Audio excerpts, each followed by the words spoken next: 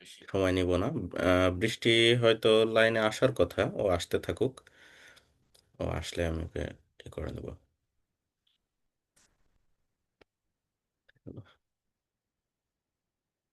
আমরা শুরু করতে পারি নাকি? তারপরে যারা হ্যাঁ। জয়েন করতেছে জয়েন করতে থাকুক। যদি আচ্ছা। প্রশ্ন থাকে তখন প্রশ্ন করলে তখন প্রশ্নের উত্তরে আমরা আসবো। হুম হুম হুম। আচ্ছা। আসসালামু আলাইকুম সবাইকে। আমার নাম হচ্ছে মোহাম্মদ আশিকুজ্জামান। আপনারা হুম। আশিক নামে আমাকে ডাকতে পারেন। আমি সিভিল 12 সিরিজের রুয়েট থেকে পাশ করে বের হয়েছি 2018 সালে। এরপরে এখন বর্তমানে আছি, আমেরিকাতে আছি। আমেরিকাতে একটা বিশ্ববিদ্যালয়ে আমি পিএইচডি করতেছি, পার্ট টাইম সাথে চাকরি করতেছি জিওটেকনিক্যাল ইঞ্জিনিয়ার হিসেবে। এবং আজকে আমাদের 3 নম্বর সেশন চলতেছে। আহ, এর আগের সেশনগুলো যদি কেউ মিস করে থাকেন তাহলে তার ভিডিও রেকর্ডিং করা আছে, এবং সেই ভিডিও রেকর্ডিংগুলো রুয়েট হায়ার স্টাডি গ্রুপে পোস্ট করা আছে। তো সেখান থেকে আপনারা ভিডিওগুলো দেখে এর পরবর্তীতে যদি কোনো প্রশ্ন থাকে তাহলে ওই সেশনগুলোতে যারা স্পিকার ছিল আপনারা তাদের সঙ্গে যোগাযোগ করতে পারেন। তারা আপনাকে আরো ভালোভাবে আপনার প্রশ্নের উত্তর দিতে পারবে আশা করি। এবং আজকের সেশনটা আমাদের চায়নার হায়ার স্টাডিজের উপরে বেসড করে তৈরি করা হয়েছিল, এবং আজকের স্পিকার হচ্ছে নসিন আঞ্জিম নসিন আঞ্জুম ফারিহা। এটা বলো তো নাকি? হ্যাঁ, এটাই বলি। আচ্ছা। ফারিহা ফারিহা হচ্ছে আমাদের সিভিল 17 ব্যাচের। এখন সে চাইনিজ গভর্নমেন্ট স্কলারশিপ, এর দুইটা টাইপ, একটা হচ্ছে এ এবং বি। ফারিহা টাইপ বিতে ঝেঝিয়াং বিশ্ববিদ্যালয়ে মাস্টার্স করতেছে জিওটেকনিক্যাল স্পেশালাইজেশন এরিয়ার উপরে। তো আপনাদের যদি কোনো প্রশ্ন থেকে থাকে, আমি আমাদের স্পিকারকে ফ্লোর ছেড়ে দেওয়ার আগে আমরা চেষ্টা করি মোটামুটি আহ, সে তার প্রেজেন্টেশন থেকে বা যেভাবে হোক সেভাবে কিছুক্ষণ আমাদের সামনে কথা বলবে তার ভর্তি প্রক্রিয়া, স্কলারশিপ, ফ্যাসিলিটিস বা ভিসা প্রক্রিয়া। এছাড়াও যেটা সে মনে করে যে আপনাদের জানানো উচিত, জানালে আপনারা উপকৃত হবেন, সেগুলো জানানোর পরে এর পরেও যদি আপনাদের কোনো প্রশ্ন থেকে থাকে তাহলে আপনারা চ্যাটে লিখতে পারেন, জুমের চ্যাটে লিখতে পারেন, অথবা যখন প্রশ্ন উত্তর সেশন হবে তখন আপনারা হ্যান্ড রেজ করে আপনাদের প্রশ্ন জিজ্ঞেস করতে পারেন। আমাদের স্পিকারের জ্ঞানে থাকা সাপেক্ষে আপনাকে তার উত্তর দেওয়ার চেষ্টা করবে। এবং আমাদের আরও একজন শ্রোতা এবং স্পিকার আস এখনো আসে নাই। আশা করি জয়েন করবে যদি না কোনো ব্যস্ততা থাকে। সে হচ্ছে আমাদের সিএসসি এ টাইপে চায়নাতে বর্তমানে মাস্টার্সে গেছে। সে গেছে থংজি ইউনিভার্সিটিতে। তার নাম হচ্ছে মাহফুজা আক্তার বৃষ্টি। সে সিভিল 12 সিরিজের, মানে আমার ফ্রেন্ড। এছাড়াও আমিও চেষ্টা করব যদি কোনো জিনিস মনে হয় যে নওশিনের বাদ পড়ে গেছে, এটা হয়তো বললে আপনারা সুবিধা হবে। কারণ যখন প্রেজেন্টেশন তৈরি করা হয় বা যখন চিন্তা ভাবনা করা হয় যে আমরা এটা বলবো, অনেক কিছুই আসলে আহ, ইচ্ছা না থাকলেও ছুটে যেতে পারে। আহ, আমি নিজেও আসলে চাইনিজ গভর্নমেন্ট স্কলারশিপে ছিলাম, এবং ফারিয়া এখন যে বিশ্ববিদ্যালয়ে পড়তেছে আমি সেখান থেকে 2022 সালে গ্রাজুয়েশন শেষ করছি, আমার মাস্টার্স শেষ করছি। তো আমাদের আসলে আমরা সেম অ্যালামনাই রুয়েট থেকে ঝেজিয়াং দুইটাতে আসলে আমরা, মানে আমি পাশ করে বের হয়েছি, ও এখন পড়তেছে। তো আমাদের সময়ের ভর্তি প্রক্রিয়া বা ভিসা প্রক্রিয়ার নিয়ম কানুন কিছুটা আলাদা ছিল। এই জন্য আমি চেষ্টা করছি আসলে আমাদের নতুন যারা যে স্কলারশিপগুলোতে গেছে সেখান থেকে কাউকে ডেকে নিয়ে আসা, কারণ তাদের ভর্তি প্রক্রিয়া বা ডকুমেন্টস রিকোয়ারমেন্টগুলো আমাদের সময়ে, আমি যখন আবেদন করি তখনকার থেকে আলাদা ছিল। তো আমার সময়ের নিয়ম কানুন যদি আমি বলি হয়তো আপনারা অনেকেই আহ, দ্বিধাদ্বন্দ্বে পড়ে যেতে পারেন। এজন্য আমরা নতুন স্পিকার নিয়ে আসার চেষ্টা করছি যাতে আপনাদের রিসেন্ট যে রিকোয়ারমেন্টগুলো সেইগুলো জানাতে পারি। তো আমি আর বেশি কথা বাড়াবো না। আমি একটু দেখি যে বৃষ্টি আসছে কিনা। না, বৃষ্টি এখনো আসেনি। আমি ওর সাথে যোগাযোগ করার চেষ্টা করতেছি। আহ, তো আমি আর কথা না বাড়িয়ে নসিনকে বলবো তার প্রেজেন্টেশন শেয়ার করে বক্তব্য রাখার জন্য। ওকে, নসীন থ্যাংক তুমি ইউ শুরু করতে ভাইয়া। পারো। হুম। হ্যাঁ, এত সুন্দর একটা আয়োজন করার জন্য, এত ব্যস্ততার মধ্যেও। তো ভাইয়া যেহেতু আমার ডেস্ক মানে ইন্ট্রোডাকশন দিয়েই দিছেন, তো আমি আর নতুন করে দিচ্ছি না। আমি সরাসরি আমার প্রেজেন্টেশন স্লাইডে চলে যাই। তো আমি আসলে আজকে চেষ্টা করব যে আমার কেন আমি চুজ করছি চায়নাকে আমার মাস্টার্সের এখানে আসার জন্য। তারপর চায়না কি কি স্কলারশিপ অফার করে, এগুলাতে অ্যাপ্লিকেশন করার প্রসেস কি, কি কি প্রিপেয়ার করতে হয়, তারপর ভিসা প্রসিডিওরটা কি, আর চায়না এখানে লিভিং কস্ট কেমন, এইসব জিনিসগুলো নিয়ে আলোচনা করার একটা মানে চেষ্টা করব। চায়নাতে আসলে চায়নার ইনোভেশন সম্পর্কে বা পড়াশোনার ডেভেলপমেন্ট সম্পর্কে নতুন করে বলার কিছু নাই। কারণ আমরা এখন গুগল স্কলার খুললেই বা রিসার্চ পেপারগুলো খুললেই যে পরিমাণে পেপার আহ, পাবলিকেশন নসীন, চাইনিজ তুমি ল্যাবগুলা কি থেকে আসে। প্রেজেন্টেশন শেয়ার করতেছো? কারণ প্রেজেন্টেশন কিন্তু শেয়ার হচ্ছে না। হচ্ছে না? আমি তো আচ্ছা, দেখতে পাচ্ছি না, আর কে কি দেখতে পাচ্ছে বাকিরা? তাহলে আমি আরেকবার এই করি, স্টপ শেয়ারিং করে হ্যাঁ। শেয়ার দিই। ওকে। না ভাই, আমরা দেখতে পাচ্ছি না কেউ। আচ্ছা, তাহলে আচ্ছা আরেকবার। আচ্ছা, শেয়ার হ্যাঁ, করতেছি হ্যাঁ, আরেকবার। আচ্ছা, ঠিক আছে। ওকে। হ্যাঁ, এবার শেয়ার হচ্ছে, তুমি যদি স্ক্রিন বড় করে ওকে। স্লাইড। হ্যাঁ, ঠিক আছে।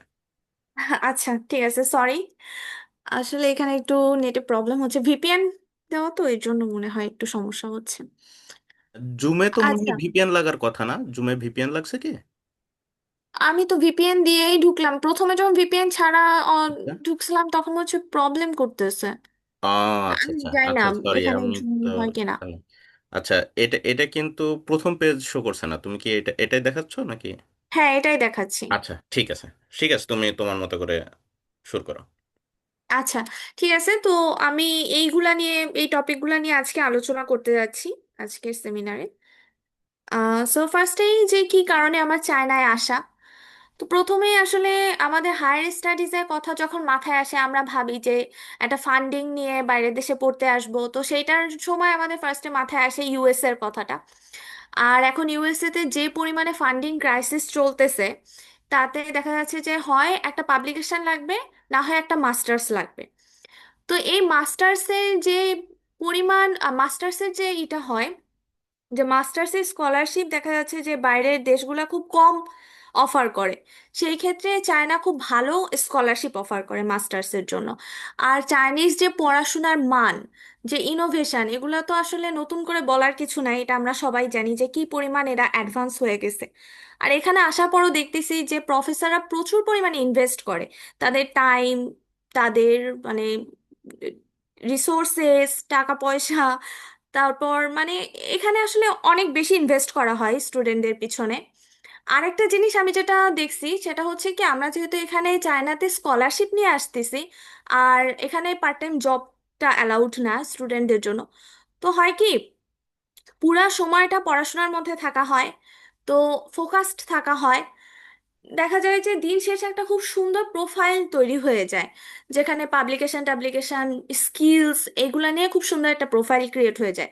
যেই জিনিসটার জন্য মাস্টার্স শেষ করে দেখা যাচ্ছে যে অন্য কোনো দেশে যদি কারো যাওয়ার ইচ্ছা থাকে, বা পিএইচডি শেষ করে অন্য কোনো দেশে যদি যাওয়ার ইচ্ছা থাকে, তাহলে তারা ইজিলি ওখানে মুভ করতে পারে। আর এছাড়াও যদি কারোর ইচ্ছা হয় যে পিএইচডি শেষ করে বা মাস্টার শেষ করে সে চায়নাতেই থাকবে, জব খুঁজবে বা জব করবে, তাহলে তার সেই রিলেটেড সেক্টরে যদি স্কিল থাকে, আর যদি মোটামুটি ল্যাঙ্গুয়েজ প্রফিসিয়েন্সিটা থাকে, তাহলে সে ভালো মতো জবটা পায়। আর একটা জিনিস হচ্ছে যে পিএইচডি পোস্টডক শেষ করার পর অনেকে দেখা যাচ্ছে এখানে প্রফেসরশিপের জন্য অ্যাপ্লাই করে। তো আসলে আমি এটাই বলবো যে কেউ যদি তার সেক্টরে স্কিলড হয় আর এখানকার ল্যাঙ্গুয়েজটা যদি শিখতে পারে, তাহলে সে এখানে একটা দীর্ঘ সময় ধরে থাকার কথাও চিন্তা ভাবনা করতে পারে। আর যদি কেউ স্টেপিং জোন হিসেবে চায়নাকে নিতে চায়, তাহলেও আমি বলবো এটা একটা আমেজিং অপরচুনিটি। কারণ প্রচুর পরিমাণে জিনিস শেখা যায়, আর এরা এত অ্যাডভান্স যে এখানে আসলে না আসলে ওই জিনিসটা বলে বোঝানো সম্ভব না।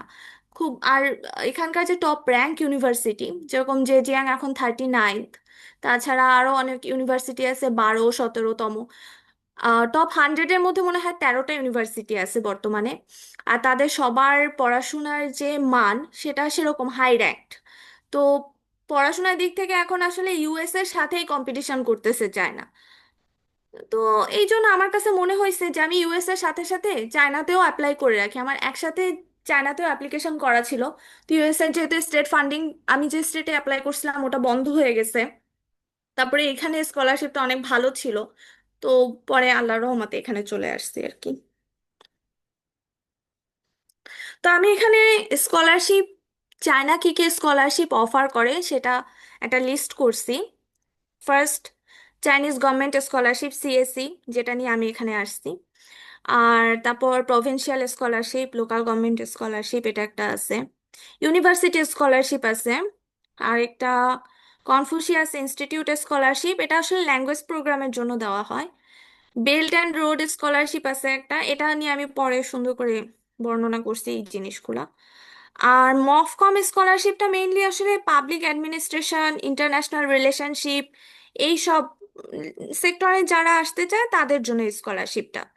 আরেকটা স্কলারশিপ আছে যে ইন্ডাস্ট্রি এন্টারপ্রাইজ স্কলারশিপ, এটা না সাধারণত কিছু কিছু ইউনিভার্সিটি আছে ওইগুলোর সাথে অ্যাফিলিয়েটেড কিছু ইন্ডাস্ট্রি আছে, তারা দেখা যায় যে হাই ট্যালেন্টেড স্টুডেন্টদের একটা পার্শিয়াল স্কলারশিপ দিয়ে থাকে বা দেখা যায় ইন্টার্নশিপ অপরচুনিটি দিয়ে থাকে। তো এই ধরনের স্কলারশিপ এটার মধ্যে যায়। আর একটা স্কলারশিপ আছে আনসু স্কলারশিপ। তো সিএসসি স্কলারশিপের যে বেনিফিটগুলা সেগুলো হচ্ছে যে সিএসসি স্কলারশিপে ফুল টিউশন ওয়েভ হয়ে যায়, মানে কোনো টিউশন ফিস দিতে হয় না। তারপর অ্যাকোমোডেশনটা ফ্রি হয়ে যায়, মানে অন ক্যাম্পাসে থাকলে কোনো ডর্ম ফি দেওয়া লাগে না। কিন্তু যদি অফ ক্যাম্পাস মানে আউট অফ ক্যাম্পাস হয় তখন দেখা যায় যে মাস্টার্সের ক্ষেত্রে 700 আরএমবি দেয়, আর পিএইচডির ক্ষেত্রে 1000 আরএমবি দেয় হাউজিং হাউজিং অ্যাসিস্ট্যান্স হিসেবে, মানে ওটা একটা ফিনান্সিয়াল সাপোর্ট হিসেবে এই অ্যামাউন্টটা দিয়ে থাকে। আর এমনিতে আমাদের মান্থলি স্টাইপেন্ড যেটা, সেটা মাস্টার্সের জন্য 3000 আরএমবি, আর পিএইচডির জন্য 3500 আরএমবি, আর কম্প্রিহেন্সিভ মেডিকেল ইন্স্যুরেন্সটা থাকে।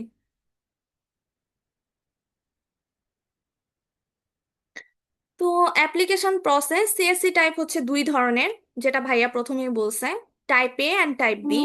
তো টাইপ এটা হয় হচ্ছে এমবাসি টাইপ। তো টাইপ এ যে জিনিসটা হয় সেটা হলো 3টা ইউনিভার্সিটি আছে, এই 3টা ইউনিভার্সিটিতে অ্যাপ্লাই করতে হয়, চুজ করে এটা অ্যাপ্লাই করতে হয়। করে এটা এটা আসলে যায় প্রথমে আমাদের বাংলাদেশ এমবাসিতে। তারপর আমাদের বাংলাদেশ এমবাসি এখান থেকে যাচাই বাছাই করে তাদের সিলেক্টেড স্টুডেন্ট থাকে, একটা মানে কোটা থাকে যে এই কজন স্টুডেন্ট তারা নিবে। সেই কজন স্টুডেন্টকে তারা ইউনিভার্সিটিতে রেকমেন্ড করে। তারপরে ইউনিভার্সিটি সিলেকশন করে যে ফাইনালাইজ করে, এরকম হয় এটা। আর টাইপ বি যেটা হয় সেটা হচ্ছে একটা ইউনিভার্সিটিতে অ্যাপ্লাই করা যায়। আর এটা হয় কি, প্রথমে ইউনিভার্সিটিতে অ্যাপ্লাই করতে হয়, তারপর ইউনিভার্সিটি যাচাই বাছাই করে ঠিক করে যে এই স্টুডেন্টকে তারা স্কলারশিপ দিবে কিনা বা এটা ফার্দার আগাবে কিনা এই অ্যাপ্লিকেশনটা। এরপরে এটাও চাইনিজ গভর্নমেন্ট স্কলারশিপ কাউন্সিলে যায়। পরে ওইখান থেকে আবার সিলেকশন হয়, হয়ে তখন এই স্কলারশিপটা আসে, টাইপ বি যেটা। আর দুইটাই আর কি একটা লিংক থেকেই অ্যাপ্লাই করতে হয়, এই লিংকে গেলেই তখন অ্যাপ্লাই করলেই হয়ে যায়। আর সিএসসি টাইপে তো আগের বার অ্যাপ্লিকেশন করা লাগছিল অনলাইনে, সবকিছু অনলাইনে হয়েছিল। এবারও মনে হয় সেমই সিস্টেম, অনলাইনেই করতে হচ্ছে এখন। আর এখন বর্তমানে চলতেছে সিএসসি টাইপ এর সার্কুলার দিয়ে দিছে, বির সার্কুলারও দিয়ে দিছে। ডেডলাইন মনে হয় এবার আহ 10 জানুয়ারি পর্যন্ত এরকমই হবে ডেডলাইন। আর সাধারণত এই স্কলারশিপগুলোর ডেডলাইন এরকম জানুয়ারি ফেব্রুয়ারির মধ্যেই হয়ে যায়। আর এখন চলতেছে অ্যাডমিশন পিরিয়ডটা, মানে অ্যাপ্লিকেশন পিরিয়ডটা। আর এখানে আমি 9টা ইউনিভার্সিটির নাম দিছি যেগুলাকে বলা হয় C9 লিগ ইউনিভার্সিটি, যেটাকে আসলে আইভি লিগ ইউনিভার্সিটির সাথে তুলনা করা হয়।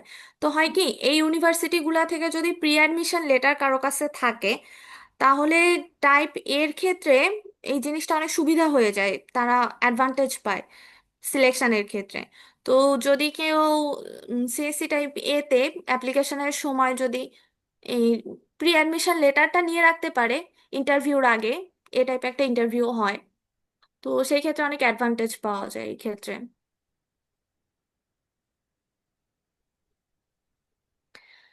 এখানে হচ্ছে কি কি ডকুমেন্ট লাগবে সেইগুলা, সিএসসি অ্যাপ্লিকেশনে প্রথমে তো পোর্টালে ঢুকলে একটা ফর্ম ফিল আপ করতে হয়। তারপর ফর্মটা ফিল আপের পর এই রিকোয়ার্ড ডকুমেন্টস গুলা লাগে, পাসপোর্ট, পিকচার। আর একটা সব থেকে ইম্পর্টেন্ট যে জিনিসটা সেটা হচ্ছে research proposal and study plan. খুব সুন্দর করে একটা স্টাডি প্ল্যান, যে 3 বছরে এখানে চায়না এসে কি রিসার্চ প্রপোজাল করতে চাচ্ছি, বা ওই রিসার্চ প্রপোজালটাকে আমি 3 বছরে কিভাবে আহ, করতে পারি, মানে পাবলিশ করতে পারি, এস্টাবলিশ করতে পারি। 3 বছরের আমার একটা সুন্দর প্ল্যান। এই প্ল্যানটা করে সুপারভাইজারের একটা সিগনেচার থাকা লাগে। ওই সিগনেচারটা নিয়ে তারপর এখানে আপলোড দিতে হয়, মানে পোর্টালে। আর একটা হচ্ছে ফরেন হেলথ এক্সামিনেশন সার্টিফিকেট লাগে। এটা ওয়েবসাইটে আছে, ইউনিভার্সিটির একটা ফর্ম থাকে। ওই ফর্মে কিছু টেস্ট থাকে, ওই টেস্টগুলো করতে হয়। তারপর একজন ডক্টরের সিল লাগে, এটাই। আর ট্রান্সক্রিপ্ট আর পিপিসিটা নোটারাইজড, অবভিয়াসলি এটা নোটারাইজড করে রাখতে হয়। নোটারাইজড কপিটাই দিতে হয়, নোটারাইজড কালার কপি নোটারাইজড করে দিতে হয়, এরকম। আর রেকমেন্ডেশন লেটার লাগে, মাস্টার্সের জন্য 2টা, পিএইচডির জন্য 3টা। মাস্টার্সের ক্ষেত্রে অবশ্যই একজন প্রফেসরের পিএইচডি থাকা লাগবে, পিএইচডি হোল্ডার হতে হবে 2টা রেকমেন্ডেশন লেটারের মধ্যে। বাট আমার মনে হয় যে রেকমেন্ডেশন লেটারটা আসলে পিএইচডি হোল্ডারের কাছ থেকে নেওয়াটাই বেশি বেনিফিশিয়াল হয়ে থাকে। আর ল্যাঙ্গুয়েজ প্রফিসিয়েন্সি সার্টিফিকেটটা আসলে অপশনাল। এটা যদি পাবলিকেশন খুব ভালো থাকে, সিজিপিএ খুব ভালো থাকে, সেই ক্ষেত্রে দেখা যাচ্ছে যে এটা অমিট করলেও প্রবলেম হয় না। আমি ল্যাঙ্গুয়েজ প্রফিসিয়েন্সি সার্টিফিকেট নাই এরকমও দেখছি, একজন আসছে। তবে আমার আইএলটিএস ছিল। আমার আহ, আশেপাশে যারা আছে বাংলাদেশিরা তাদেরও আইএলটিএস ছিল অথবা এইচএসকে ছিল। এটাই, এটা থাকাটা সেফ জোন। একটা সিভি, সুন্দর করে 2 পেজের সিভি লাগে। পুলিশ ক্লিয়ারেন্স সার্টিফিকেট লাগে। আর মোস্ট ইম্পর্টেন্ট, অ্যাকসেপ্টেন্স লেটার লাগবে সুপারভাইজারের কাছ থেকে। আর এই অ্যাকসেপ্টেন্স লেটার পাওয়ার প্রসেসটা না, ইউএসএ তে যেরকম আমরা ইমেল করে করে প্রফেসরের কাছ থেকে ফান্ডিং খুঁজি, ঠিক ওই রকম ভাবে প্রফেসরের কাছ থেকে আর কি এই অ্যাকসেপ্টেন্স লেটারটা নেওয়া লাগে। আর এক্ষেত্রে হয় কি, অনেক সময় না প্রফেসররা দেখা যাচ্ছে কি র্যান্ডমলি অ্যাকসেপ্টেন্স লেটার দিয়ে দেয়। দিয়ে দেয় কিন্তু দেখা যায় তাকেই সাজেস্ট করে বা রেকমেন্ড করে যার সাথে তার কাজটা খুব ভালো মেলে। তো সেই জন্য আমি রেকমেন্ড করব যে প্রফেসর খুঁজে তাকে অ্যাপ্রোচ করার সময় তার সাথে যেন তোমার প্রোফাইলটা খুব, মানে আপনাদের প্রোফাইলটা যেন খুব ভালোভাবে মেলে, সেই জিনিসটা চেক করে তারপরে যেন সুন্দরভাবে সাজায় গুছায় সেইভাবে ইমেল করা হয়, যাতে প্রফেসরের মানে ইসে থাকে, নোটিসে থাকে যে এই স্টুডেন্টটা আমার কাছে আসলে ভালো হবে, একে আমি রেকমেন্ড করব হাইলি। আর সিএসসি বি টাইপের ক্ষেত্রে এটা খুবই বেশি ইম্পর্টেন্ট যে প্রফেসর কতটা চাচ্ছে একজন স্টুডেন্টকে। যেরকম আমার প্রফেসর এখানে আসার পর উনি বলতেছিলেন যে তোমার প্রোফাইল আমার খুব পছন্দ হয়েছিল, এই জন্য আমি তোমাকে সবসময় টপে টপে রেকমেন্ড করছি। তো এরকমই হয় যে এরকম ভাবে রেকমেন্ডেশনের উপরে সিএসসি বি টাইপটা খুব বেশি নির্ভর করে। আবার সিএসসি এ টাইপেরটা আমি অতটা জানি না, যেহেতু আমি ওইটা অ্যাপ্লিকেশন করিনি। কিন্তু মানে প্রফেসরের সাথে মিল রেখে এটা আর কি খুঁজতে হয় অ্যাকসেপ্টেন্স লেটারটা। আর অ্যাকসেপ্টেন্স লেটারের জন্য আসলে মানে এখন থেকে আমার মনে হয় যে খোঁজাটা উচিত, মানে যতটা আর্লি খোঁজা যায় ততটাই বেটার, এরকম আর কি ব্যাপারটা। আর আসলে প্রোফাইলের সাথে ম্যাচ হলে তখন প্রফেসররা রিপ্লাই দেন। ওকে। সো সিএসসি স্কলারশিপটাই হচ্ছে মোস্ট প্রেস্টিজিয়াস স্কলারশিপ, সব থেকে মানে বেনিফিশিয়াল স্কলারশিপ বলা যায় চায়নাতে। এটার সব দিক থেকে সব কভার করে তো, এই জন্য। আর এরপরে যে স্কলারশিপ আছে, যেমন লোকাল গভর্নমেন্ট স্কলারশিপ একটা আছে, এইটা মেনলি দেখা যাচ্ছে যে প্রভিন্সগুলো, জেজিয়াং, সাংহাই, বেইজিং, এদের যে লোকাল গভর্নমেন্ট সেখান থেকে স্কলারশিপটা আসে। তো এটা আসলে পার্শিয়াল স্কলারশিপই, মানে যেরকম জেজিয়াং এর যে প্রভিন্সিয়াল স্কলারশিপ, এটা একটা নির্দিষ্ট অ্যামাউন্ট দিয়ে দেয়। ওই অ্যামাউন্টের মধ্যে যা যা কভার হয় ওইটুকুই, তো ওটা আসলে পার্শিয়ালি কভার হয়। আর কিছু মনে হয় ইউনিভার্সিটি কিছু প্রভিন্সের আছে যারা ফুল প্রোভাইড করে, তবে সেটা মনে হয় খুবই কম। আর ইউনিভার্সিটি স্কলারশিপ আছে কিছু খুব ভালো ভালো ইউনিভার্সিটি স্কলারশিপ আছে, এগুলো আসলে খুঁজে খুঁজে দেখতে হয় যে কোন ইউনিভার্সিটি স্কলারশিপ গুলো ভালো। যেমন আমার একটা ইউনিভার্সিটি স্কলারশিপ ছিল সিইউএমটির, ওই স্কলারশিপের সাথে আবার প্রফেসরও ফান্ডিং দিতে চাইছিলেন, মানে আমার ইউনিভার্সিটির স্কলারশিপও থাকতো আর প্রফেসরও মান্থলি একটা অ্যামাউন্ট দিতেন আমাকে। তো এরকমও থাকে, তো প্রফেসর অ্যাপ্রোচ করে তখন দেখা যাচ্ছে যে ওই ইউনিভার্সিটি স্কলারশিপ থাকলে তখন প্রফেসরের সাথে কথা বলে এই ধরনের পসিবিলিটিসও আসে। এটাই।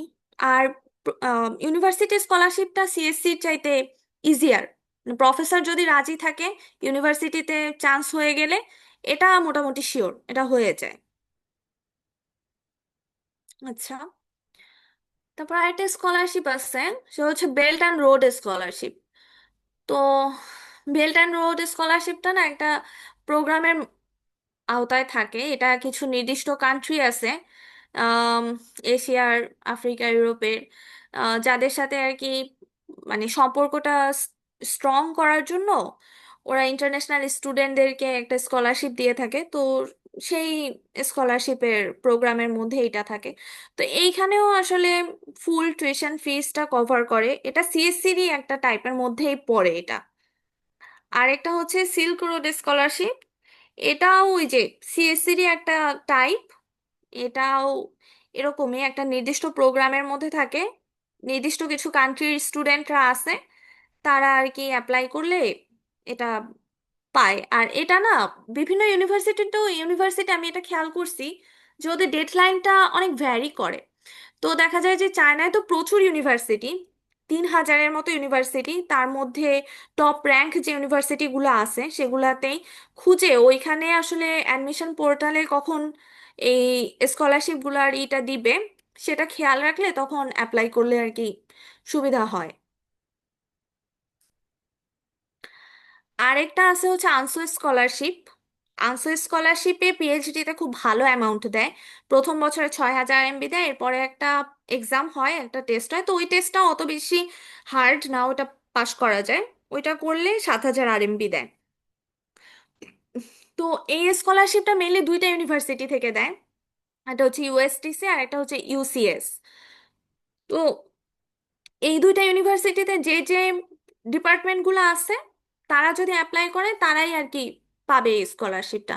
এই দুইটা ইউনিভার্সিটি বাদে এই স্কলারশিপটা দেওয়া হয় না, এটা জাস্ট এই দুইটা স্কলারশিপেই, মানে এই দুইটা ইউনিভার্সিটিতেই।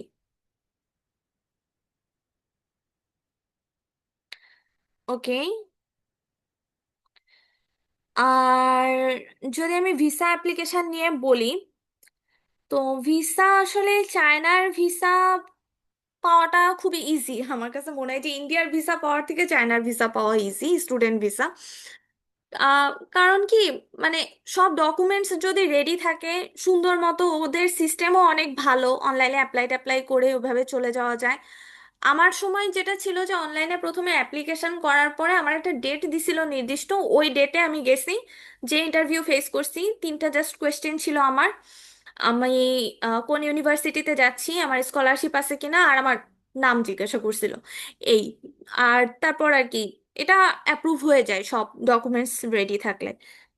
আর ডকুমেন্টস বলতে যেটা লাগে, মেন পাসপোর্ট, যদি ওল্ড পাসপোর্ট থাকে সেটাও সাথে নিয়ে যেতে হবে, পাসপোর্টের যে ইনফরমেশন পেজ আছে ওইটা কালার প্রিন্ট করে নিতে হবে, অ্যাডমিশন লেটার লাগবে, JW201 অথবা JW202।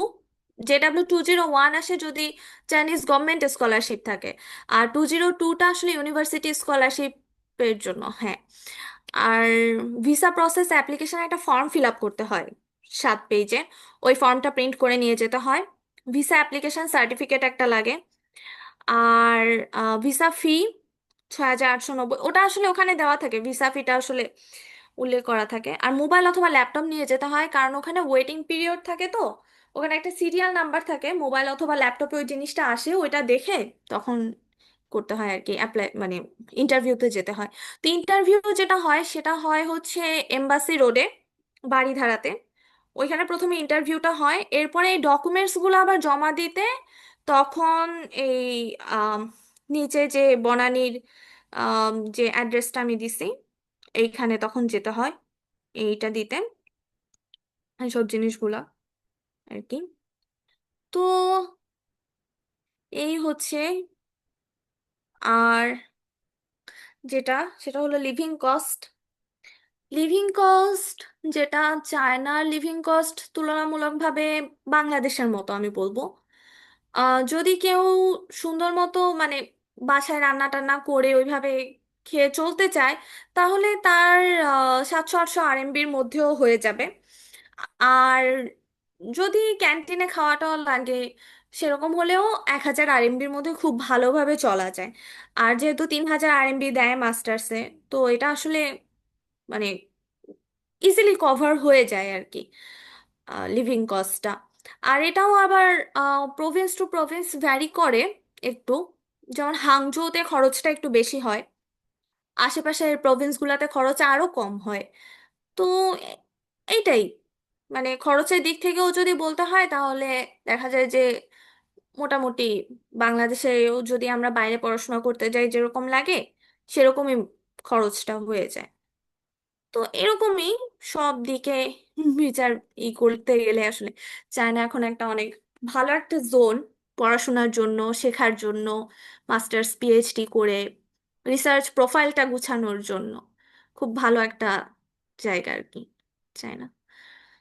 সো আমি এটাই আর কি অল্পের মধ্যে শেষ করছি। আমি আসলে সিএসসি টাইপ বিতেই অ্যাপ্লাই করছি, তো এই জন্য ওইটা সম্পর্কে আমার মোটামুটি একটু বেশি ধারণা।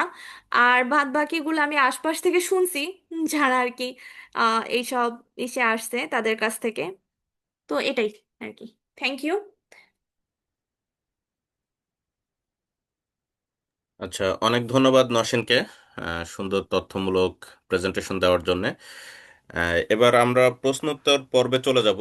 যদি আপনাদের কারো প্রশ্ন থেকে থাকে আপনারা চ্যাটে লিখতে পারেন অথবা হ্যান্ড রেজ করে আহ, প্রশ্ন জিজ্ঞেস করতে পারেন। আহ, তার আগে আমি একটু বলতে পারি, নসীন তুমি কি জানো যে আমাদের বাংলাদেশের জন্য মফকম স্কলারশিপটা আছে কিনা?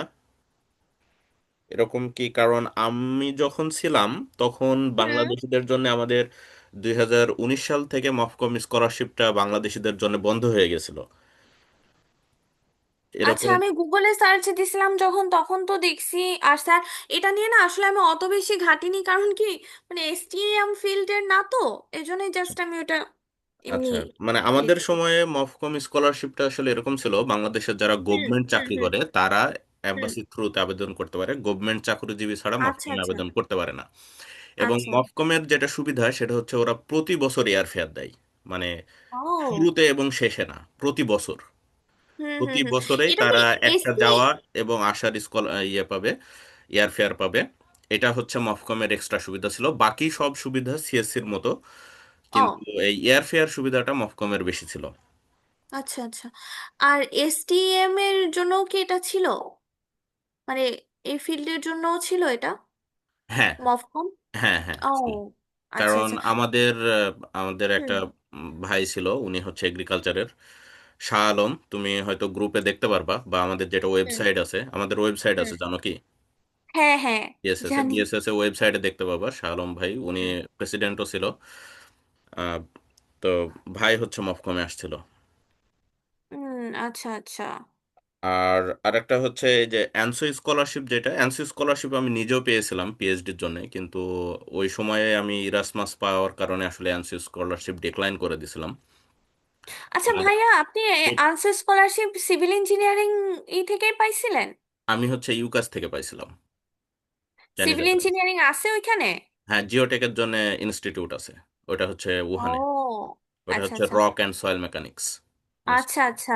ওটা পুরোটাই হচ্ছে রক অ্যান্ড সয়েল মেকানিক্সের উপরে। হুম এটা হুম। হচ্ছে উহানে। ওটা আমি পাইছিলাম, কিন্তু ওই সময়ে ইরাসমাস পাওয়ার কারণে আসলে আমি ওটা ছেড়ে দিয়ে ইরাসমাসে চলে গেছিলাম, ডিক্লাইন হ্যাঁ হ্যাঁ, করেছিলাম বুঝছি ওটা। বুঝছি। আর আরেকটা জিনিস, তোমার এতে দেখলাম যে মানে হেলথ ডকুমেন্টস যেগুলো জমা দিছিলা, এগুলো কি নোটারি জমা দিছিলা না তুমি নাকি? না না না, হেলথের কোনো নোটারি জমা দেওয়া লাগেনি। আচ্ছা। হেলথ জাস্ট আমি হচ্ছে টেস্টগুলা করাইছি। হুম, হুম, করানোর পর ওই যে ফর্ম যেটা ছিল সেটা আমি, আমাদের বাসার পাশে একজন ডক্টর ছিলেন, হুম, হুম, উনি রিটায়ার্ড প্রফেসর ছিলেন রাজশাহী মেডিকেলের। হুম হুম। তো ওনার কাছ থেকে আমি পরে সিল দেয়াই নিছিলাম। আচ্ছা, এবং মেডিকেল রিপোর্টগুলো নোটারি করো নাই? না না না, মেডিকেল রিপোর্ট নোটারি করা লাগেনি। আচ্ছা, আর মেডিকেল রিপোর্টগুলো যেগুলো জমা দিছিলে এগুলো কি ফটোকপি করে জমা দিছিলা নাকি মেইন অরিজিনাল? Copy, main. অরিজিনালটাই মানে জমা তো বলতে স্ক্যান করে আর কি জমা দেওয়া। হুম হুম তো স্ক্যান করে আর কি ওগুলো আপলোড দিছিলাম, আবার এখানে আসার পর আবার মেডিকেল মানে দেশ থেকে করাই আসছিলাম, হুম হুম। সেইটার আবার কিছু প্রসিডিওর ছিল সেগুলা করে আবার ওইটা জমা দিলাম। আহ, চায়নাতে যাওয়ার পরে কি মেডিকেল করা লাগছিল নাকি ওই ডকুমেন্টসই অ্যাকসেপ্ট করছিল? ওই ডকুমেন্টসই একসেপ্ট করছে, ওইগুলোই দেশ করছিল থেকে না? করাই আসছিলাম, হ্যাঁ ওগুলাই একসেপ্ট করছে, আচ্ছা আচ্ছা। হুম। ওগুলাই আপলোড দেওয়া লাগছিল আর কি। আচ্ছা আচ্ছা। দুঃখিত আসলে আমি কিছু জিনিস, কারণ আমাদের সময়ে যেরকম ছিল এখন কিছুটা পার্থক্য, আহ, তো ওই জিনিসগুলো একটু ক্লারিফাই করার জন্য প্রশ্ন জিজ্ঞেস করছিলাম। তো আমি এখন প্রশ্ন উত্তর পর্বে চলে যাব। আমাদের চ্যাটে একজন প্রশ্ন করছে যে ভাই আমার একটা কোশ্চেন আছে। রুহুল আমিন ভাই জিজ্ঞেস করছে, তো আপনি চাইলে আপনার মাইক্রোফোন আনমিউট করে জিজ্ঞেস করতে পারেন আপনার পরিচয় দিয়ে, অথবা আপনি চ্যাটে লিখতে পারেন, আপনার যেটা সুবিধা হয়। আসসালামু ভাইয়া, আমি মেইনলি হচ্ছে মানে বৃষ্টিয়াপুর আর কি পরিচিত। আমি একটা আচ্ছা আচ্ছা। প্রাইভেট ইউনিভার্সিটি পাস করছি আইইউবিটি থেকে। হুম হুম So আমি সিভিল ডিপার্টমেন্টে ছিলাম। হুম। এখন আমার প্রশ্নটা হচ্ছে, এখন সিএসসি টাইপ স্কলারশিপ পাইতে সিজিপি কি ম্যাটার করে? সিজিপিএ মিনিমাম কত থাকা লাগে? হ্যাঁ, নসীন। সিজিপিএ আসলে আম, এই জিনিসটা কিরকম, তোমার যদি, আমি তুমি করে বলে ফেলছি, ওকে। আচ্ছা, তো সমস্যা নেই। আপনার যদি এটার সাথে দেখা যাচ্ছে আইএলটিএস আছে, ভালো একটা পাবলিকেশন আছে, সেই ক্ষেত্রে দেখা যায় যে সিজিপিএ যদি 3+ থাকে সেটা মোটামুটি কভার হয়ে যায়। Q1 একটা পাবলিকেশন থাকলো, ভালো একটা ইউনিভার্সিটির একটা প্রফেসরের কাছ থেকে অ্যাকসেপ্টেন্স লেটার আছে, ভালো একটা রিসার্চ প্রপোজাল আছে, তারপর দেখা যাচ্ছে যে প্রি অ্যাডমিশন লেটার আছে সিএসসি টাইপের ক্ষেত্রে, তখন আহ, একটা আশা করা যায়, একটা ভালো রকম আশাই করা যায় যে হয়ে যাবে, যদি 3+ সিজিপিএ থাকে আর কি, এরকম। আচ্ছা, আর আরেকটা হচ্ছে এছাড়া আমি আপনি। বলবো কি আসলে আমি হুম। না এইবার 2.75 সিজিপিএ নিয়েও সিএসসি তে চান্স পাইতে দেখছি, আবার 3.87 নিয়ে চান্স পাইনি এরকমও দেখছি। সো আশা হারানো উচিত না, লেগে থাকা উচিত।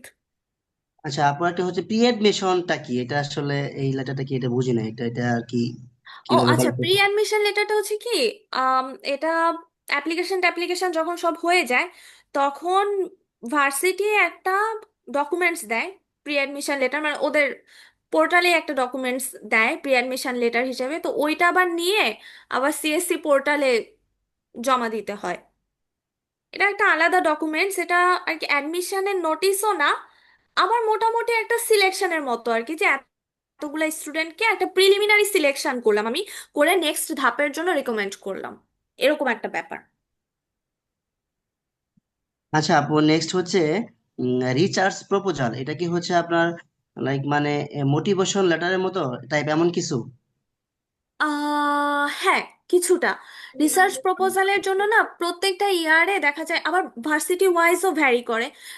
তো কিছু কিছু কোয়েশ্চেন আছে, ওই কোয়েশ্চেনগুলোকে মানে অ্যান্সার যেন ওই রিসার্চ প্রপোজালের মধ্যে থাকে সেটাও দেখতে হয়।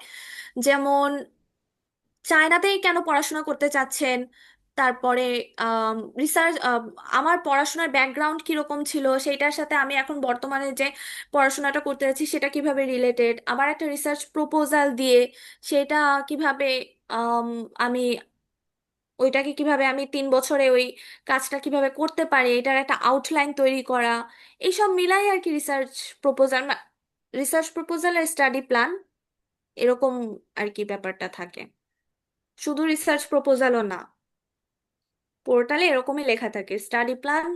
তো স্টাডি প্ল্যানের ক্ষেত্রে আমি এরকমই দিছিলাম যে স্টাডি প্ল্যানের মধ্যেই রিসার্চ প্রপোজালও দিয়ে দিছিলাম, আর ভার্সিটিতে রিসার্চ প্রপোজাল দেয়া লাগছিল ওখানেও আর কি ওইভাবেই দিয়ে দিছিলাম। আর এমনিতে প্রচুর স্যাম্পল আছে এগুলার, গুগলে সার্চ করলে প্রচুর স্যাম্পল পাওয়া যাবে, তো সেখানে গেলেও তুমি একদম, আপনি একদম ক্লিয়ার ধারণাটা পাবেন। আচ্ছা আপু, থ্যাংক ইউ। একটা বিষয় হচ্ছে আপনার ইয়াটা কিছুটা মোটিভেশন এমওআই কি? লেটারের মতোই। হ্যাঁ হ্যাঁ, বুঝতে পারছি। আর হুম। এমওআই কি, আইএলটিএস কি ম্যান্ডেটরি সিএসসি মানে স্কলারশিপের ক্ষেত্রে? ম্যান্ডেটরি না, ম্যান্ডেটরি না। যেমন আমি পাকিস্তানের আহ, দু একজনকে দেখছি যারা ল্যাঙ্গুয়েজ প্রফিসিয়েন্সি টেস্ট ছাড়া আসছে, কিন্তু থাকলে ভালো। যেমন দেখা যাচ্ছে ওই যে বললাম যে সিজিপিএ এর সাথে সাথে যদি ওই জিনিসগুলা থাকে কম্বাইন্ড, তাহলে আরেকজন যার নাই তার থেকে প্রোফাইলটা ভারী হয়ে যায়, যেহেতু এটা খুব কম্পিটিটিভ। তো দেখা যাচ্ছে আইএলটিএস অথবা এইচএস কে যে কোনো একটা জিনিস থাকলে প্রোফাইলটা ভারী হয় আর কি। এমওআই দিয়ে অ্যাপ্লাই করা যায় না আপু? ক্ষেত্রে আসলে হ্যাঁ পাওয়ার হ্যাঁ হ্যাঁ, পসিবল? যায় যায়। এমওআই দিয়েও তো অ্যাপ্লাই করা যায়, আচ্ছা অ্যাপ্লাই আপু, করতে পারেন। লাস্ট কোয়েশ্চেন, আমি অনেকগুলো কোয়েশ্চেন করে ফেলছি, সরি। না না না, এখন ইটস ওকে। আচ্ছা, লাস্ট একটা কোয়েশ্চেন, সেটা হচ্ছে মানে হ্যাঁ খুবই মানে ইম্পর্টেন্ট, যেটা সেটা আমার ক্ষেত্রে মনে হয়েছে। হ্যাঁ। হেলথ ইস্যুস নিয়ে দেখা যাচ্ছে আপনার লাইক চায়নাতে যাওয়ার পরে যদি আপনি অসুস্থ হুম হয়ে যান, মানে হুম আপনার হুম। মেডিকেল ইস্যুতে ওইটা কিভাবে কাভার করে? 600 আরএমবি নিচ পর্যন্ত হলে তখন দেখা যাচ্ছে এটা নিজেরই বেয়ার করতে হয়, বাট 600 আরএমবির উপরে যখন চলে যায় তখন তোমার যে পরিমাণ খরচ হবে তার 80% ব্যাক পাবা। আচ্ছা আপু, এখন এটা আমি ফ্র্যাঙ্কলি বলি, এটা হ্যাঁ। হচ্ছে আপনার বৃষ্টি আপু জানে এটা আমার হচ্ছে একটা মানে মেডিকেল ইস্যুস আছে, লাইক একটা প্রবলেম আছে। এই হুম। ক্ষেত্রে আমাকে হচ্ছে মান্থলি বা এভারেজ মাঝে মাঝে একটা করতে হয় আর কি, মেডিকেলে যাইতে হয়। সো এটাতে আসলে খুবই কস্টলি। এখন এইটা কি আমাকে মানে আমার এই মানে হেলথে যে থাকবে, ওরা যে স্কলারশিপটা দিবে, এটা কি প্রোভাইড করবে কিনা, মানে এইটাই জানতে পারবো কিভাবে? এখন ব্যাপারটা হচ্ছে কি, হেলথ ইন্স্যুরেন্স যখন আমরা কিনি তখন ওখানে কিছু কিছু জিনিস থাকে, যেমন এই এই ধরনের ডিজিজগুলো এরা কভার করবে। তারপর যদি ওই তোমার ডিজিজটা যদি হেলথ ইন্স্যুরেন্স কভার করে, তাহলে 600 আরএমবির বেশি যদি খরচ হয় তার 80% ব্যাক পাবা। আচ্ছা আচ্ছা, এটা আমার মানে হেলথ ইন্স্যুরেন্স ইয়াটা নিজে ওখানে যায় কিনতে হয়, তাই না? ওটার উপর ডিপেন্ড করে? যে এসেই কিনতে হবে এরকম না, এটা হচ্ছে আসার আগে আমাদের যখন মানে সব কনফার্ম হয়ে যায় অ্যাডমিশন টাডমিশন, তো তারপরে এটা আর কি ডর্ম সিলেকশন দেওয়ার আগে ইন্স্যুরেন্স কেনার একটা আসছিল, ইমেল আসছিল। তো ওখানে আমাদের ওয়েবসাইট আছে, ওই ওয়েবসাইটে যে স্টুডেন্ট পোর্টাল, ওইখানে যে আর কি ইন্স্যুরেন্স কেনার একটা সেগমেন্ট থাকে। ওইখানে অনলাইনে ইন্স্যুরেন্সটা কেনা যায়, আর ইন্স্যুরেন্স কেনার পর এই ইন্স্যুরেন্স কোথায় কোথায় আর কি অ্যাক্টিভ হবে, কোন কোন পারপাজে, সেটা লেখা থাকে। তো মেইনলি ওখানে মনে হয় উম, উম, আপনার এটা আর কি দেখতে হবে যে আপনার ডিজিজটা চাইনিজ হেলথ ইন্স্যুরেন্স কভার করে কিনা। যদি ওদের রেগুলেশনের মধ্যে এটা কভার করে, তাহলে ওইটাই আর কি, যে 600 আরএমবির বেশি খরচ হলে তখন ওইটা ব্যাক পাবেন।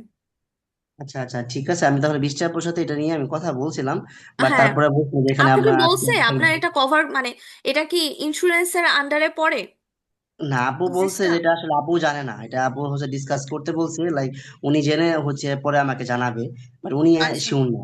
আচ্ছা আমার যে আচ্ছা। হেলথ ইস্যুসটা, এটা হচ্ছে ওনার ভাতিজারও আছে। ও। তো এটাকে আসলে হিমোফিলিয়া বলে। সো উনি হ্যাঁ এটা আচ্ছা। আমাকে পরে জানাবে বলছে। তো এটাতে অ্যারাউন্ড কত কস্ট পড়তে পারে? এটা আসলে আপু, এটা হচ্ছে কি আপনার, এটা খুবই এক্সপেন্সিভ। আমরা বাংলাদেশে যারা ট্রিটমেন্ট করি, এটা হুম হচ্ছে হুম। আপনার ফ্রি অফ কস্টে পাই। এটা হচ্ছে আপনার ধরেন ও মানে বাহির থেকে ধরেন এটা হচ্ছে ওয়ার্ল্ড হিমোফিলিয়া ফেডারেশন একটা আছে, ওখান থেকে আমাদের ফ্রিতে দেয়। আচ্ছা আচ্ছা তো আচ্ছা এটা সব দেশে আছে, অ্যাভেলেবেল আছে। ইউরোপ আচ্ছা আমেরিকা বা কানাডাতে গেলে আমি হচ্ছে ফ্রি অফ কস্ট এটা পাইতাম। মানে আচ্ছা এটা হচ্ছে ওরা অ্যাভেলেবেল থাকে। চাইনাতেও আছে, বাট এটা আপনার হচ্ছে কিভাবে এটা নিতে হয়, এটা আসলে আমার জানা নাই। আচ্ছা। এটা বৃষ্টি আপুর কাছে আমি জিজ্ঞেস করছিলাম, বাট উনি হচ্ছে হ্যাঁ। আমাকে বলছে জেনে জানাবে আর কি। এটাতে আসলে হুম। কোনো মানে মেইনলি হচ্ছে আমার পড়াশোনার আগে সুস্থ থাকা, বুঝছেন? হ্যাঁ হ্যাঁ হ্যাঁ, অবশ্যই। Health comes first. হ্যাঁ, এইটার জন্য আর কি জিজ্ঞেস করা আমি আপনাকে, আহ এইটার জন্য জিজ্ঞেস করা। থ্যাংক ইউ আপু। হ্যাঁ ঠিক আছে, ওয়েলকাম। আচ্ছা, এর পরবর্তীতে আহ, হাসান ভাই নামে একজন প্রশ্ন করছে যে আপু আমার একটা কোশ্চেন আছে। আপনারা চ্যাটে হয়তো সরাসরি প্রশ্নটা লিখতে পারেন, বা ওই যে রিয়াক্টে গেলে, এটা কি রিয়াক্টে না কোথায়? রিয়াক্টটাই তো থাকার কথা না? হ্যাঁ, যে play time for raise hands নাকি, এটাতে ক্লিক করলে কি রেজ হ্যান্ডেরই আসে? এটা কই? আচ্ছা, যাই হোক, ওটা এখন আমি খুঁজে পাচ্ছি না, ওটা পরে দেখব। তো আপনারা সরাসরি লিখতে পারেন, বা আহ, ঠিক আছে, আপাতত ওইভাবে চ্যাটে লেখেন, আমি নাম বলবো, তখন আপনারা প্রশ্ন করেন। আচ্ছা, হাসান ভাই, আপনি আনমিউট করে প্রশ্ন জিজ্ঞেস করতে পারেন। আসসালামু আলাইকুম। ওয়ালাইকুম আসসালাম। আম, আপু, আমি হচ্ছে জানতে চাচ্ছিলাম যে আহ, হুম। চায়নার ক্ষেত্রে মাস্টার্স এর পর হুম। ওখানে ফার্দার অপরচুনিটিস গুলান, বিশেষ করে জবের ক্ষেত্রে। তো ওখানে আচ্ছা। প্রসিজারটা কি, মানে ওরা কি পড়া শেষে জব সিকিং ভিসা আলাদা করে কোনো কিছু দেয়, বা হচ্ছে জবের ক্ষেত্রে ইউনিভার্সিটি কোনো হেল্প করে কিনা, নাকি বিষয়টা এরকম যে পড়ার চলাকালীন পার্সোনালি আমি যদি জব খুঁজে নিতে পারি, সো ইন দ্যাট কেস হচ্ছে আমাকে ওরা আলাদা ভিসা দিবে।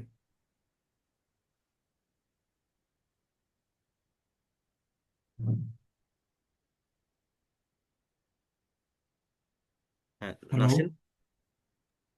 হ্যাঁ, আচ্ছা। তো এইটা হয় কি, আসলে জবের ক্ষেত্রে যে জিনিসটা হয়, মাস্টার্স শেষ করার মানে লাস্ট ইয়ারে একটা জব ফেয়ারের মতো হয় ভার্সিটিতে।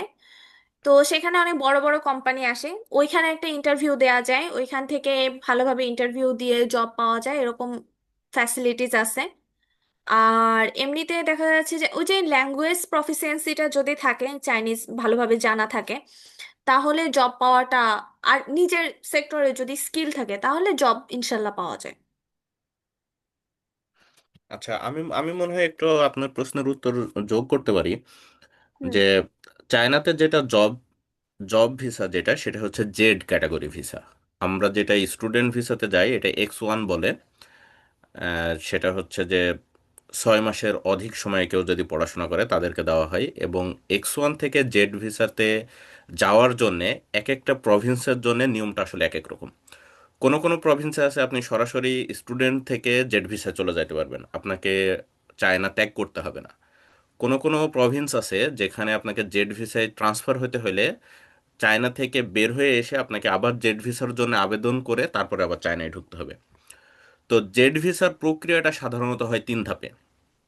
এটা একবার ইউনিভার্সিটি ডকুমেন্টস যাচাই বাছাই করে, তারা হচ্ছে চাইনিজ এডুকেশন মিনিস্ট্রিতে খুব সম্ভবত পাঠায়, ওরা হচ্ছে যাচাই বাছাই করে।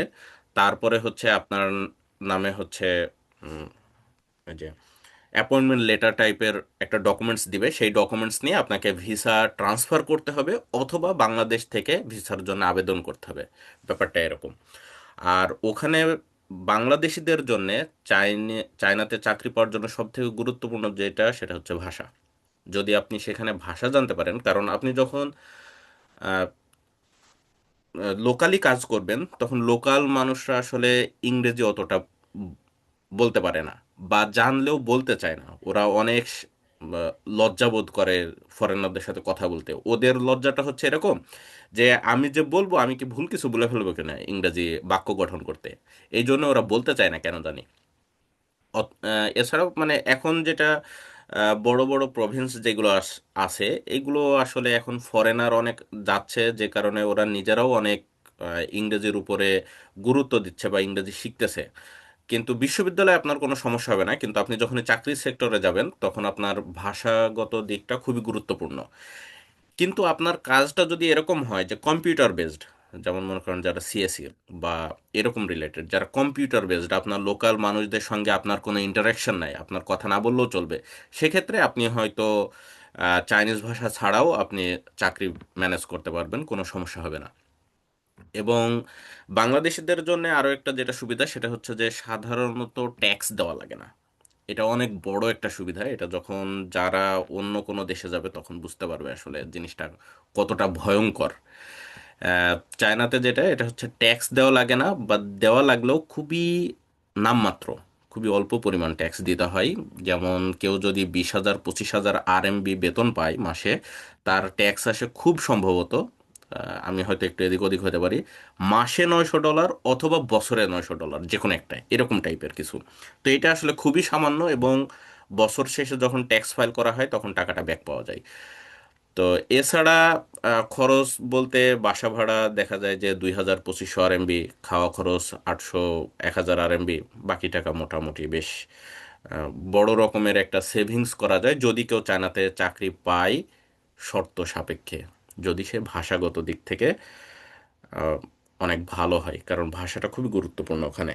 কারণ আপনি লোকালদের সঙ্গে যখন কথা বলবেন তখন আপনাকে চাইনিজ ভাষাতেই কথা বলতে হবে।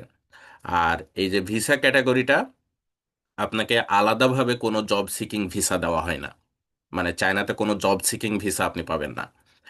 আপনাকে যেটা করতে হবে, আপনি শেষ বছরে থাকাকালীন কোনো কোম্পানির সঙ্গে যোগাযোগ করার কিছু অ্যাপ আছে, তার মাধ্যমেও যোগাযোগ করতে পারেন। আমার একটার নাম মনে আছে, BOSS, এটা একটা অ্যাপ চাইনিজ। এর মাধ্যমে আপনি জব ওখানে মানে চাকরি খুঁজতে পারবেন। তো ওই চাকরি খুঁজে সে যদি আপনার সব কিছু প্রসেস করে, আপনি ডকুমেন্টস দিবেন, সে প্রসেস করবে, দিয়ে আপনাকে অ্যাপয়েন্টমেন্ট লেটার দিবে। এর পরবর্তীতে আসা নির্ভর করবে যে আপনি কোন প্রভিন্স থেকে কোন প্রভিন্সে যাচ্ছেন, তাদের প্রভিন্সিয়াল রুলসের উপরে। যদি আপনি চেঞ্জ করতে পারেন তাহলে তো ভালো, আর না হলে আপনাকে বাংলাদেশ থেকে আবার জেড ভিসা আবেদন করে তখন ওই ভিসা নিয়ে সরাসরি ওয়ার্কিং ভিসাতে আবার হচ্ছে আপনাকে চায়নাতে ব্যাক করতে হবে। এবং এটা ব্যাক করাটা কোনো ধরনের কোনো জটিলতা হবে না যদি আপনার ডকুমেন্টস সবকিছু ঠিকঠাক থাকে। অ্যান্ড এই ক্ষেত্রে হচ্ছে মাস্টার্সে যে ওদের কারিকুলাম অ্যান্ড হচ্ছে আহ, যে পুরা কোর্সটা, এইটা কি হচ্ছে ইন্টারন্যাশনাল স্টুডেন্টদের জন্য আলাদাভাবে হয় অ্যান্ড লোকালদের আলাদা, মানে আন্ডার গ্র্যাডের ক্ষেত্রে এই জিনিসটা যেমনটা যে লোকালদের আলাদা ক্যাম্পাস বা বিল্ডিং বা সিলেবাস, অ্যান্ড যারা ইন্টারন্যাশনালি আসছে এদের হচ্ছে আলাদা আহ, পুরা কোর্স কারিকুলাম বা টিচার এক্সাম আলাদা, মানে জিনিসটা কি এরকম হয় মাস্টার্সের ক্ষেত্রেও, না এটা লোকাল অ্যান্ড যারা ইন্টারন্যাশনাল এরা কম্বাইন্ডে এই কোর্সগুলো চালায়? নসীন, বলবো নাকি?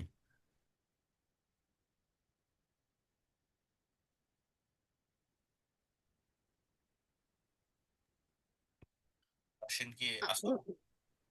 হ্যাঁ ভাইয়া, আরেকবার একটু কোয়েশ্চেনটা করতে বলেন, নেটওয়ার্ক মানে কানেক্টেড প্রশ্নটা আছে। করছে এরকম যে যারা মাস্টার্স পিএইচডি বা ব্যাচেলারে যারা মানে লোকাল স্টুডেন্ট অর্থাৎ চাইনিজ বা ইন্টারন্যাশনাল স্টুডেন্ট যারা থাকে, তাদের ক্লাস এবং হুম। পরীক্ষাগুলো কি একসঙ্গেই হয়, বা মানে না না না, যেহেতু ভাষাগত লোকাল একটা স্টুডেন্ট ব্যাপার আছে। আর, হুম। হ্যাঁ লোকাল স্টুডেন্ট আর ফরেন স্টুডেন্টদের যে জিনিসটা হয় এটা আসলে ডিপেন্ড করে, কোর্স অনুযায়ী ডিপেন্ড করে। যেমন আমার একটা কোর্স আছে, সেখানে আমরা জাস্ট 6 কি 7 জন ফরেন স্টুডেন্ট আছে। আমরা আলাদা ইংলিশ ট্র্যাকে পড়াশোনা করতেছি, আমাদের কোর্স পেপার ফাইনাল প্রজেক্ট এগুলো সব আলাদাভাবে হবে। আবার আমাদের এরকম কোর্সও আছে যেগুলো আমাদের চাইনিজদের সাথে হবে। কিছু কিছু কোর্স আছে আবার যেটা চাইনিজ ল্যাঙ্গুয়েজেই হবে। তো সেই কোর্সগুলোতে আবার কিছু ছাড় থাকে, টিচাররাই ওই জিনিসটা দিয়ে থাকেন। যেমন ওনারা বলেন যে কোনো কিছু না বুঝলে যেন ওনাদের সাথে কন্টাক্ট করি, বা কোর্স পেপারগুলা তো আমাদের ইংলিশে আমরা সাবমিট করতে পারি। তো ওইখানে একটু সহজ করে দেয় আমাদের ক্ষেত্রে বিষয়গুলা। তো এটা আসলে ডিপেন্ড করে যে কোন কোন কোর্সগুলা আমি সিলেক্ট করতেছি, কোন কোর্সগুলা আছে আমার, কোন কোর্সের প্যাটার্ন কিরকম, এগুলো আসলে ডিফার করে একটার সাথে আরেকটা। একটা রেশিও যদি বলতেন যে 50% হুম। কোর্স হয়তো কোর্সে ওদের সাথে, হ্যাঁ মানে কি রকম রেশিওটা হয়, যে ওদের সাথে কত পার্সেন্টেজ কোর্স ইয়ে থাকে অ্যান্ড ওদের সাথে থাকে না, এই ধরনের কত পার্সেন্টেজ কোর্স থাকে বা সামথিং? এটা আসলে ডিপার্টমেন্ট টু ডিপার্টমেন্ট ভ্যারি করে। আমার ডিপার্টমেন্টে যে জিনিসটা, আমার ম্যাক্সিমাম কোর্সগুলাই হচ্ছে ইংলিশ ট্র্যাকে, এখনো তো শুরু হয়নি। এজন্য আমি বুঝতে পারতেছি না যে ওগুলো আসলে চাইনিজ স্টুডেন্টদের সাথে হবে নাকি ফরেন। যেহেতু ইংলিশ ল্যাঙ্গুয়েজে তাহলে হয়তো এরকম হতে পারে যে 5-6 জনকে আলাদা করে নিয়ে এরকমই হবে হয়তো। আর যেগুলা দেখা যাচ্ছে যে চাইনিজ ল্যাঙ্গুয়েজের, ওগুলা এরকম 3-4টা মতো মনে হয় আছে আমার চাইনিজ ল্যাঙ্গুয়েজের হবে। আর বাদ বাকি যে কোর্সগুলা সেগুলা ওরকম না, ইংলিশ। তুমি তুমি এখন কোর্স নিচ্ছ কোনগুলো? আমি এখন কোর্স নিচ্ছি Chinese beginner, survey of China আর সলিড মেকানিক্স। তো সলিড মেকানিক্সটা ওরকম ইংলিশ ট্র্যাকের, ওখানে আমরা 7 জন স্টুডেন্ট আছি। আমরা এটাই, আমাদের সবকিছু আলাদা। আচ্ছা। হুম। আচ্ছা, আমি আমি আর একটু, যেহেতু ও কেবল শুরু করছে, তো আমি মনে হয় একটু আপনার বলতে পারি যে হুম। আমাদের সাধারণত মাস্টার্সের জন্য 24 ক্রেডিট নিতে হয়। তো এই 24 ক্রেডিট হ্যাঁ। গুলো বিভিন্ন ভাবে ভাগ করা থাকে। যে আপনি, ব্যাপারটা এমন না যে আপনি 24 ক্রেডিট নিয়ে নিলেন গ্রাজুয়েশন হয়ে যাবে, ব্যাপারটা এরকম না। কিছু কম্পালসারি কোশ্চেন কোর্স থাকে, কিছু অপশনাল কোর্স থাকে, কিছু প্রফেশনাল কোর্স থাকে, কিছু ম্যান্ডেটরি কোর্স থাকে। তো এই কোর্সের প্রত্যেকটার জন্য ক্রেডিট একটা রিকোয়ারমেন্ট থাকে যে প্রফেশনাল কোর্স থেকে আপনাকে 7 ক্রেডিট নিতে হবে বা 5 ক্রেডিট নিতে হবে। অপশনাল কোর্স থেকে আপনাকে এত ক্রেডিট নিতেই হবে। কম্পালসারি কোর্স থেকে আপনাকে এত ক্রেডিট নিতেই হবে। এরকম হচ্ছে কিছু অপশন থাকে। তো মানে অপশন বলতে এরকম কিছু শর্ত থাকে। এই শর্তগুলো পূরণ করার পরে মোটের উপরে আপনাকে 24 ক্রেডিট শেষ করতে হবে, তাহলে আপনি মাস্টার্স ডিগ্রি নিতে পারবেন। আবারও বলি, এটা কিন্তু এক একটা বিশ্ববিদ্যালয়ের নিয়মটা কিন্তু এক এক রকম। আমি ঝেঝিয়াংয়ের পার্সপেক্টিভে বলতেছি। তো আমাদের সাধারণত দুইটা কোর্স থাকে, হচ্ছে যেটা মিডিয়াম অফ ইনস্ট্রাকশন চাইনিজ দেওয়া থাকে। একটা হচ্ছে সার্ভে অফ চায়না, আর একটা যেটা বললো যে বিগিনার অফ চাইনিজ ল্যাঙ্গুয়েজ, এটা এলিমেন্টারি চাইনিজ ল্যাঙ্গুয়েজ, মানে কিছু ক্যারেক্টার শেখাবে। কিন্তু এই কোর্সের যেটা লেকচার হবে সেগুলো সাধারণত ইংলিশেই হয়। জাস্ট পরীক্ষা যেহেতু খুবই সামান্য, সার্ভে অফ চায়নাতে শেষে একটা রিপোর্ট জমা দিতে হয়। এলিমেন্টারিতে কিছু ক্যারেক্টার, এটা একটা পরীক্ষা হয়, বেশ ভালোই পরীক্ষা হয়, এবং চাইনিজেই লিখতে হয় বা চাইনিজেই সবকিছু করতে হয়। কিন্তু লেকচার সবকিছু ইংলিশে হয় সাধারণত, এবং পরীক্ষাটাও সাধারণত অতটা কঠিন হয় না। এবং বাকি কোর্সগুলোর ক্ষেত্রে আপনার কোর্স থাকবে দুইটাতেই, ইংলিশও থাকবে, আবার হচ্ছে চাইনিজও থাকবে, আবার হচ্ছে বাইলিঙ্গুয়ালও থাকবে। মানে দেখা যাবে যে চাইনিজ এবং অন্য কোনো দেশি, যেমন স্প্যানিশ বা হচ্ছে ফ্রান্স, এরকম হচ্ছে অন্য কোনো দেশের সঙ্গেও দেখা যায় যে দুই ভাষাতেই কোনো একটা কোর্স থাকে।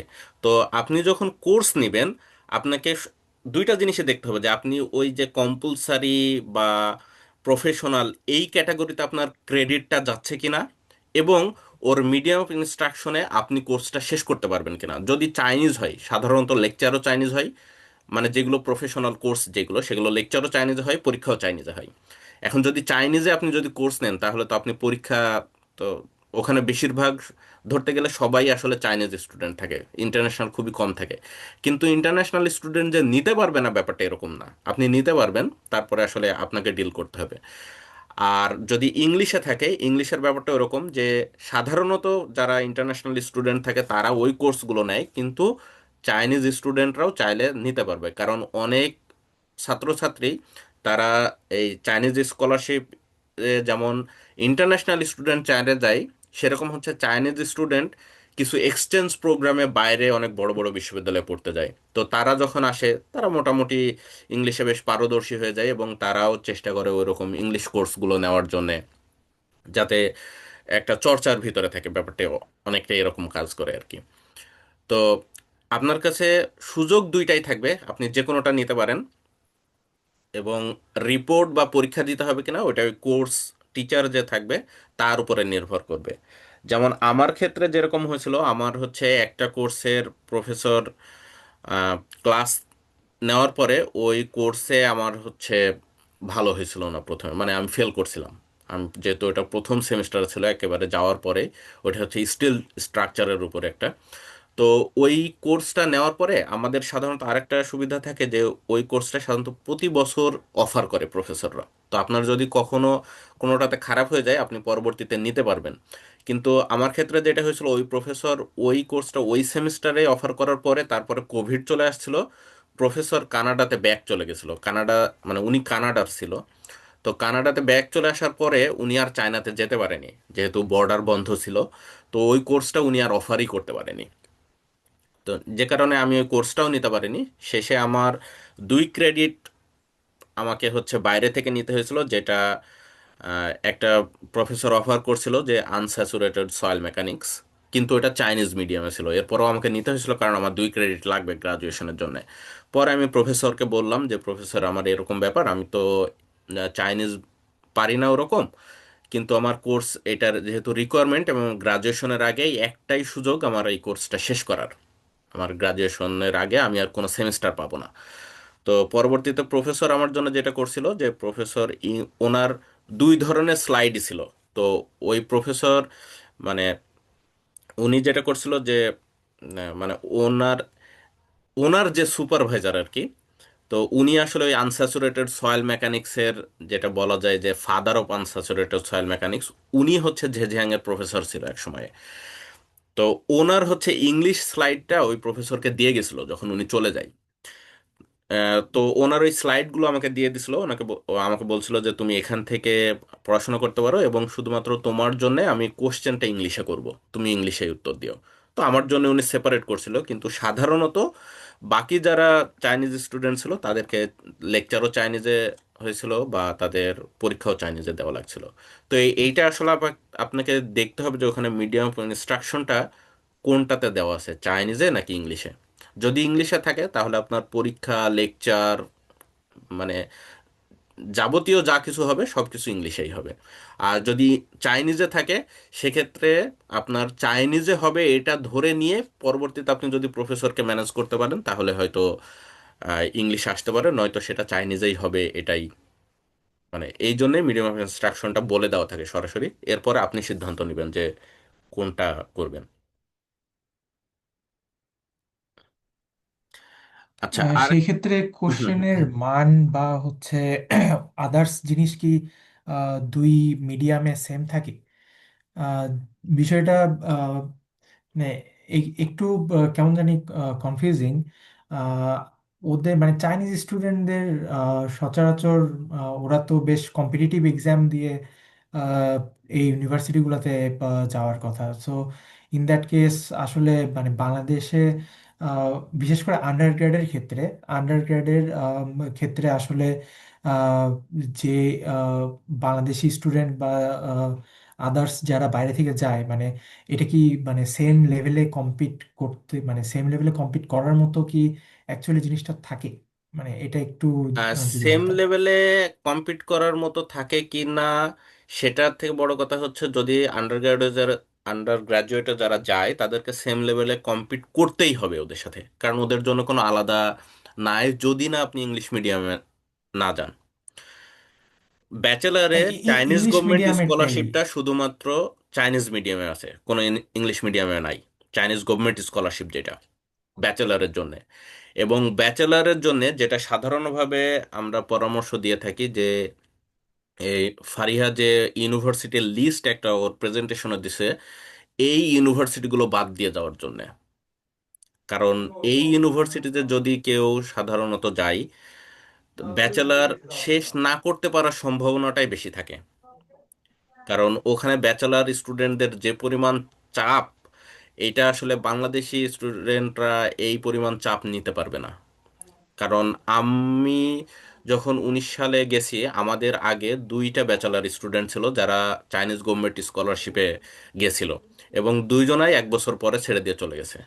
চায়না ছেড়ে, মানে আমাদের ঝেঝিয়াংয়ে ব্যাচেলার স্টুডেন্ট সিএসসি থেকে ছেড়ে দিয়ে চলে গেছে। পরবর্তীতে আমি যতদূর জানি ওনারা নর্থ সাউথ ইউনিভার্সিটি থেকে ব্যাচেলার শেষ করছে, কারণ অ্যাডমিশন টাইম চলে গেছে, অ্যাডমিশন ধরতে পারেনি ওখানে নষ্ট করার কারণে। পরে পরবর্তীতে ওনাদের প্রাইভেটে ব্যাচেলার শেষ করতে হয়েছে, কারণ প্রচণ্ড চাপ। এবং মাস্টার্স পিএইচডির ক্ষেত্রে কিছুটা এটা এটা ফ্লেক্সিবিলিটি যারা থাকে। হচ্ছে চাইনিজ হুম হুম। যারা চাইনিজ মিডিয়ামে যাচ্ছে, মানে তাদের ক্ষেত্রে। হ্যাঁ, তাদের ক্ষেত্রে, কারণ সিএসসি স্কলারশিপ ব্যাচেলারের জন্য ইংলিশ মিডিয়াম নাই, শুধুমাত্র চাইনিজ। অন্য স্কলারশিপ আছে যেগুলোতে ইংলিশ মিডিয়াম আছে, কিন্তু চাইনিজ গভর্নমেন্ট স্কলারশিপটা নাই, ওটাতে হচ্ছে চাইনিজ মিডিয়ামে যেতে হবে। কিন্তু যদি আপনি ইংলিশ মিডিয়ামে যান এবং আপনার যদি যথেষ্ট সেই বিশ্ববিদ্যালয়ের প্রফেসর থাকে ইংলিশে কোর্স দেওয়ার জন্য, তাহলে আপনি কোর্স নিতে পারেন। এবং সেই ক্ষেত্রে কিছুটা ফ্লেক্সিবল হওয়ার কথা, কারণ সেখানে চাইনিজ ব্যাচেলার স্টুডেন্টগুলো ওই কোর্সগুলো সাধারণত কমই নিতে আসবে। কারণ ওরা চায়নাতে পারদর্শী, ওরা সাধারণত চেষ্টা করে চাইনিজ কোর্স নিয়ে গ্রাজুয়েশন করার।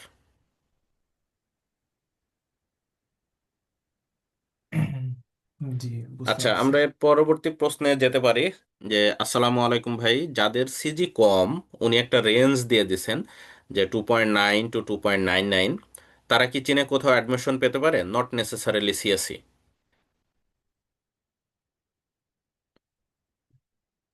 নসীন। হ্যাঁ, পাওয়া যায়। মানে সিজিপিএ কম থাকলেও যদি অন্যান্য জিনিসগুলা হাই থাকে, যেমন একটা ভালো পেপার, সেটা মানে পেপার পাবলিকেশন আর কি, Q1 যে হতে হবে নট নেসেসারি। তারপর দেখা যাচ্ছে যে ল্যাঙ্গুয়েজ প্রফিসিয়েন্সিটা যদি থাকে, তাহলে ইউনিভার্সিটি স্কলারশিপ আছে, ওগুলা খুঁজতে হবে, ওইভাবে পাওয়া যায়। আমি তো একটা এক্সাম্পল দিলামই, যে আমার এইবার আমি দেখছি যে 2.75 পেয়েও একজন সিএসসি পাইছে, আর 3.87 পেয়েও পাকিস্তানের একজনের সিএসসি হয়নি। তো এরকম পোস্টও দেখছি। তো সিজিপিএ যদি কারো কম থাকে, এখন সিজিপিএটা তো আর বাড়ানো সম্ভব না, এখন ওইটাকে রিকভার করার জন্য আইএলটিএস একটা ভালো মার্কস, ভালো সুন্দর কারণ চায়নাতে যে কোনো ইউনিভার্সিটিতেও আমি দেখছি যে ইউনিভার্সিটি স্কলারশিপ পেতে গেলেও তখন সুপারভাইজারের সাইন, সুপারভাইজারের সাপোর্ট লাগে, অ্যাকসেপ্টেন্স লেটার লাগে। তো এই জিনিসগুলো যদি সুন্দরভাবে গুছানো থাকে তখন পাওয়া যায় স্কলারশিপ। আর ইউনিভার্সিটি, কিছু কিছু ইউনিভার্সিটি স্কলারশিপ এরকম অফার করে যে ফার্স্ট ইয়ারে স্কলারশিপের পরে আবার সেকেন্ড ইয়ারে আবার সেমিস্টার এক্সামের উপরে ডিপেন্ড করে স্কলারশিপটা আসে। তো দেখা যাচ্ছে যে সেক্ষেত্রে ওইভাবে হয় যে এক বছর যদি স্কলারশিপ না হয়, সেকেন্ড ইয়ার থেকে স্কলারশিপ চলে আসতেছে।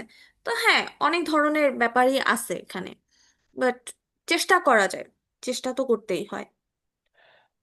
আচ্ছা, আমাদের পরবর্তী প্রশ্ন আছে যে প্রফেশনাল সার্টিফিকেট দিয়ে কি অ্যাপ্লাই করা যায় কিনা। হ্যাঁ, যায়। আমি নিজেই প্রফেশনাল সার্টিফিকেট দিয়ে অ্যাপ্লাই করছি।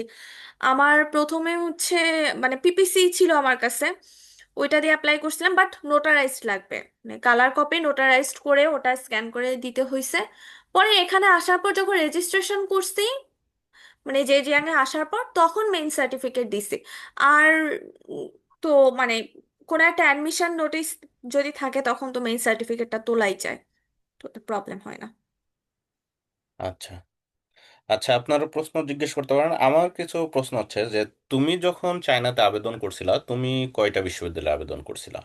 ও আচ্ছা, আমি যখন চায়নাতে অ্যাপ্লাই করছিলাম আমি শুধু জেজিয়াং এ বি টাইপে অ্যাপ্লাই করছিলাম। আসলে কি, আমার অ্যাপ্লিকেশনের গল্পটা আমার কাছে খুব মজার লাগে, কারণ আপনি একটা পোস্ট দিছিলেন আমার এই প্রফেসরের, উনি পোস্ট ডক্টরাল স্টুডেন্ট খুঁজতেছিল।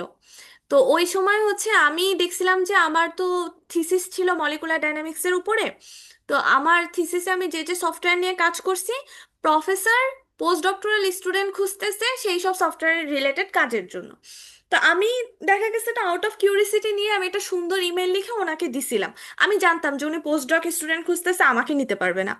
কিন্তু পরে দেখছি আমি ওখান থেকে রিপ্লাই পাইছি, আর ওনারা আমার ইন্টারভিউ নিছে, তারপর ওনারা আমাকে জানাইছে যে এরকম সিএসসি স্কলারশিপ আছে, তো তুমি টাইপ বি তে অ্যাপ্লাই করো। তখন আমি আর কি ওনার এক পোস্ট ডক স্টুডেন্ট ছিল, তার কাছ থেকে সব জেনে টেনে আর কি টাইপ বি তে অ্যাপ্লাই করছিলাম। আমার ডেডলাইনও মানে আমার তখন হাতে সময়ও খুব কম ছিল। 31 ডিসেম্বর আমার ডেডলাইন ছিল। পরে ওটা এক্সটেন্ড করছে, 15 জানুয়ারি পর্যন্ত হয়েছে। তো এইভাবে আমি অ্যাপ্লাই করছিলাম জেজিয়াং ইউনিভার্সিটিতে জাস্ট। তো এইটা জাস্ট আমার ছিল অ্যাপ্লাই। এরপরে যে 6 মাস পরে যে আমার আরেকটা প্রফেসর ছিল, উনি ইউকেতে ছিলেন। তো আমি এমনিতেই ওনার প্রোফাইলের সাথে ম্যাচ হয়েছিল বলে ওনাকে ইমেল দিছিলাম। তো উনি তখন আমাকে জানাইছিলেন যে আমি তো ইউকে থেকে চায়নাতে চলে আসতেছি, তো তুমি আমার মানে চায়নাতে পড়তে ইচ্ছুক কিনা। তো উনি সিইউএমটি প্রফেসর ছিলেন। তো ওইখানে অ্যাপ্লাই করছিলাম, ওইটা ইউনিভার্সিটি স্কলারশিপের আন্ডারে অ্যাপ্লাই করছিলাম, যেহেতু আমার এখানে সিএসসিটা বি অলরেডি অ্যাপ্লাই করা হয়ে গেছিল। তো সিএসসি তে আমি শুধু একটা ইউনিভার্সিটিতে অ্যাপ্লাই করছি, জেজিয়াং ইউনিভার্সিটি বি টাইপে। আচ্ছা, আর তোমাদের সময় কি বি টাইপে একটাতেই আবেদন করা যেত? হ্যাঁ হ্যাঁ, আমাদের সময় বি টাইপে একটাতেই আবেদন করা যেত, আর এ টাইপে তিনটাতে। আচ্ছা আচ্ছা।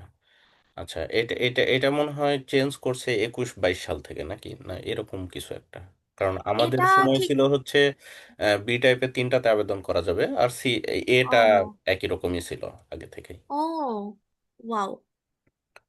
হুম। আর তো আচ্ছা, আমার আরেকটা প্রশ্ন ছিল যে কিভাবে ইউনিভার্সিটি খুঁজে পাইছো, তো সেটার উত্তরও দিয়ে দিছো। আরেকটাই হচ্ছে তুমি যখন আবেদন করছিলা, আবেদনের অ্যাপ্লিকেশন ফির ব্যাপারটা কিরকম ছিল?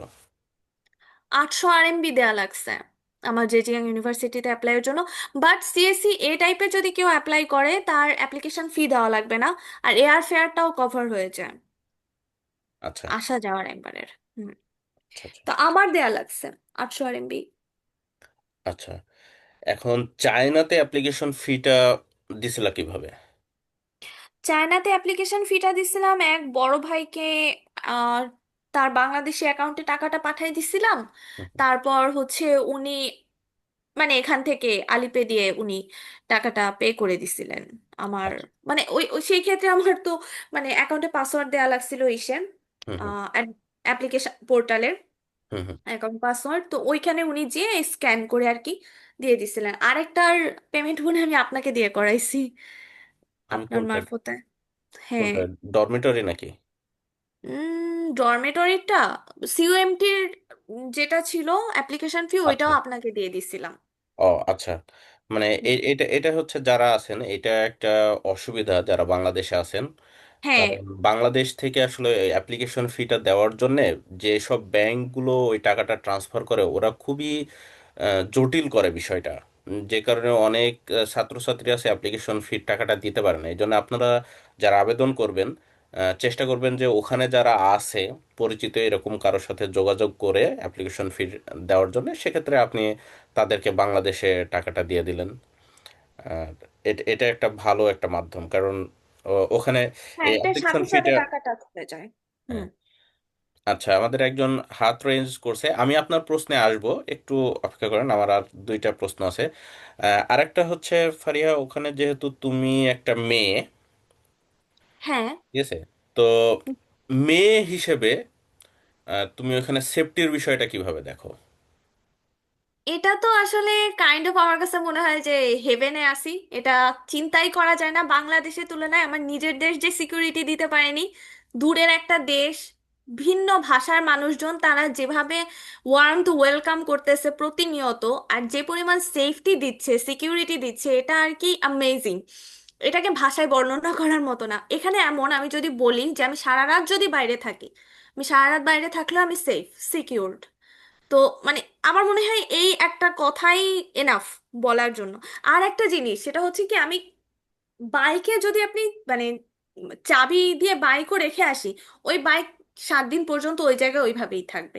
কেউ এসে চুরি করবে না। ফোন রেখে আসলেও দোকানদাররা এসে দিয়ে যাচ্ছে ফোন, মানে এরকম একটা ব্যাপার। এটা খুবই সুন্দর একটা জায়গা, রুলস রেগুলেশন সবকিছু মিলাই খুবই সুন্দর। আর মেয়েদের জন্য আসলে বিশেষ করে বাংলাদেশ থেকে আসছি তো, তো এটা আসলেই একটা অন্যরকম পাওয়া। যে বললাম, রাতে সারা রাত বাইরে থাকলেও কোনো প্রবলেম নাই। আমার মনে হয় এটাই এনাফ আচ্ছা, সিকিউরিটি। তুমি খুব সম্ভবত মনে হয় থাকো না এখনো বাইরে। উম, এরকম কি কখনো হয়েছে যে কোনো প্রোগ্রামে বা কোথাও ঘুরতে গেছো, এরকম হুম। কি হয়েছে যে রাতে ঘুরতে গেছো, অনেক রাত হয়ে গেছে, আর ফেরত আসছো, বা বাইরে ঘুরে বেড়াচ্ছো, এরকম কি কখনো হয়েছে? হ্যাঁ, হ্যাঁ। এটা প্রায় সময়ই হয়। দেখা যাচ্ছে আমি আর আমার এক ফ্রেন্ড আছি, সূচনা, আমার রুমমেট। তো আমরা দেখা যাচ্ছে প্রায় সময় ভালো না লাগলে বাইরে চলে যাই 1টা 2টার সময়। সেও টাইপ এ স্কলার। তো দেখা যায় যে আমরা এরকম বাইক নিয়েও এরকম আছে যে ঘুরতে বের হয়ে গেছি, তারপর ঘুরে ফিরে চলে আসছি। 2টা 3টা এরকম বাজছে। আচ্ছা, প্রথম দিকে হতো এটা বেশি, এখন তো ক্লাস ক্লাস শুরু হয়ে গেছে, এখন দেখা যায় যে ওরকম ভাবেও হয় না। প্রথম দিকে মানে করছি ঘুরতে যেতে এখন। কি ওয়েস্ট লেকের দিকে নাকি? হ্যাঁ, ওয়েস্ট লেক। আচ্ছা আচ্ছা। হ্যাঁ, মানে ওয়েস্ট আমরা লেকে আমরা যাওয়া আমরা হতো। হচ্ছে ওয়েস্ট লেকে সারা রাত থাকি নাই, মানে 4টা 5টা পর্যন্ত থাকতাম। হ্যাঁ, খুব সারা রাত সুন্দর, তো ভাবে থাকিনি সুন্দর আমিও। সুন্দর একবার জায়গা। হচ্ছে ওরকম 2টা 3টায় চলে আসছে, আরেকবার ভোর ভোরের দিকে গেছিলাম যাতে আচ্ছা সানরাইজ দেখতে পারি। আচ্ছা, আরেকটা বিষয় হচ্ছে, যেহেতু উম, আহ, আমি আশা মানে ধারণা করতেছি যে তুমি মুসলিম, ঠিক আছে, হ্যাঁ, মুসলিম। সরাসরি না বলে। আচ্ছা, যাক। তো এখন ওখানে হালাল খাবারের বিষয়টা কেমন? হালাল যেরকম আমাদের তো হালাল ক্যান্টিনটা ডর্ম এ থেকে খুবই কাছে। তারপর এখানে একটা বারবিকিউ রেস্টুরেন্ট আছে, ওটা হালাল। তারপর হালাল বিভিন্ন রেস্টুরেন্ট আছে, লাংঝৌ যে রেস্টুরেন্টগুলো ওগুলা হচ্ছে হালাল। তারপর সিনজিয়ান আম, বিভিন্ন রেস্টুরেন্ট আছে, বারবিকিউ আছে, মানে একটু খুঁজে খুঁজে যেতে হয় আর কি। আর একটা ইন্ডিয়ান স্পাইস ফুডের একটা রেস্টুরেন্ট আছে, ওটাও হালাল। আজকে পিৎজা খেয়ে আসলাম, ওইটা হালাল ছিল, হালাল অপশন ছিল ওখানে রাখা। এরকম আবার হালাল মিটের একটা দোকান আছে। তারপর গ্রসারিস এর একটা দোকান আছে, ওখানে গেলেও দেখা যায় যে মাংসের ওখানে হালাল মাংসগুলাই বিক্রি করে, ওদের ওখানে সার্টিফিকেট দেওয়া থাকে যে সিনজিয়ান সার্টিফিকেট। তো এরকম যদি চেষ্টা করা যায় যে আমি হালাল খাবো, হ্যাঁ অবশ্যই আচ্ছা। একদম তো 100% মেনটেন করা তোমরা যায়। হচ্ছে মাংস বা এই জাতীয় জিনিসগুলো কোথা থেকে কেনো? দোকান মানে বাজার থেকে কিনি। আচ্ছা। হুম। আহ, আরেকটা হচ্ছে যে যখন বাইরে যাও, বাইরে যে হ্যাঁ, মানুষের সঙ্গে কমিউনিকেশন করো কিভাবে? বাইরে যে কমিউনিকেশন গুগল ট্রান্সলেটর দিয়ে করা হয়, এখনো গুগল ট্রান্সলেটর দিয়ে করি। টুকটাক কিছু কিছু জিনিস একটু শিখছি, ওই জিনিসগুলা দেখা যায় একটু মোটামুটি। যেমন কফি কিনতে গেছিলাম, ওই যে ওখানে কাফে কফেরি চাইনিজ, ওইটা বললাম। তারপরে গরম কফি চাচ্ছি, ওটা রুয়াদা বললে গরম ওইটা দেয়। এরকম টুকটাক জিনিসগুলো আর কি একটু শিখতেছি। আচ্ছা। আর গুগল ট্রান্সলেটর দিলে ওরা হেল্প করে। এখানে আসার পর একটা জিনিস যেটা হয়েছিল, প্রথম দিকে তো তখন অত মানে বুঝতেছিলাম না, গুগল ট্রান্সলেটর বের করব সেটাও ঝামেলা হচ্ছিল। পাশ দিয়ে এক মহিলা, উনি ইংলিশ চাইনিজ দুইটাই জানেন, উনি এসে হেল্প করে দিছেন, তো মানে মানুষও অনেক হেল্পফুল। আর দোকানদাররাও দেখা যায় যে ওনাদেরকে গুগল ট্রান্সলেটর দিলে ওনারাও ওই ট্রান্সলেটরে কথা বলে, বেশ কথা বলে। আচ্ছা, মানে গুগল ট্রান্সলেটরে তো মনে হয় ভিপিএন লাগে, তাই না নাকি? হ্যাঁ, ভিপিএন লাগে। আচ্ছা। তো এই ক্ষেত্রে তোমার জন্য একটা পরামর্শ থাকবে, তুমি হচ্ছে বাইদু ট্রান্সলেট নামাইতে পারো যদি না থাকে। ও কারণ আচ্ছা আচ্ছা। বাইদুতে ভিপিএন লাগে না। আচ্ছা। হুম হুম। কারণ ওটা অনেক সময় যদি ভিপিএন এর সমস্যা হয় তখন তুমি গুগল ট্রান্সলেটর ব্যবহার করতে পারবে না বা গুগল ম্যাপ হ্যাঁ ব্যবহার করতে পারবে না। হ্যাঁ। কিন্তু বাইদু ট্রান্সলেটর হচ্ছে ভিপিএন লাগে না। আর যদি ফোন কোনটা ব্যবহার করো জানি না, যদি পারো তো আইওএস এ চলে যাও, কারণ ওটা ম্যাপ। আরেকটা মনে হয় ম্যাপও আছে শুনছি নাকি। এ ম্যাপ। হ্যাঁ, যেটা হচ্ছে ইংলিশে নাকি, কিন্তু। হ্যাঁ, এ ম্যাপটা ইংলিশে, আচ্ছা। ওটা বেশ তো ভালো কাজ করে। অ্যাপল অ্যাপল ম্যাপটা ওইটা আগে থেকে ইংরেজিতে, তো আমরা অ্যাপল ম্যাপটা ব্যবহার করতাম। যাই হোক, ও আমার আসলে এগুলোই প্রশ্ন ছিল। তো আমি প্রশ্নে চলে যাব হচ্ছে, রুকাইয়া আপু আমাদের হ্যান্ড রেজ করছে, তো আপনি আনমিউট করে প্রশ্ন জিজ্ঞেস করতে পারেন।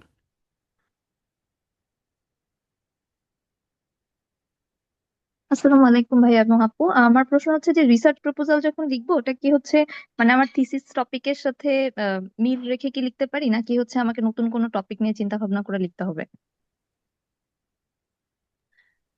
আহ, এটা আসলে উম, তোমার উপরে ডিপেন্ড, মানে আপনার উপরে ডিপেন্ড করতেছে।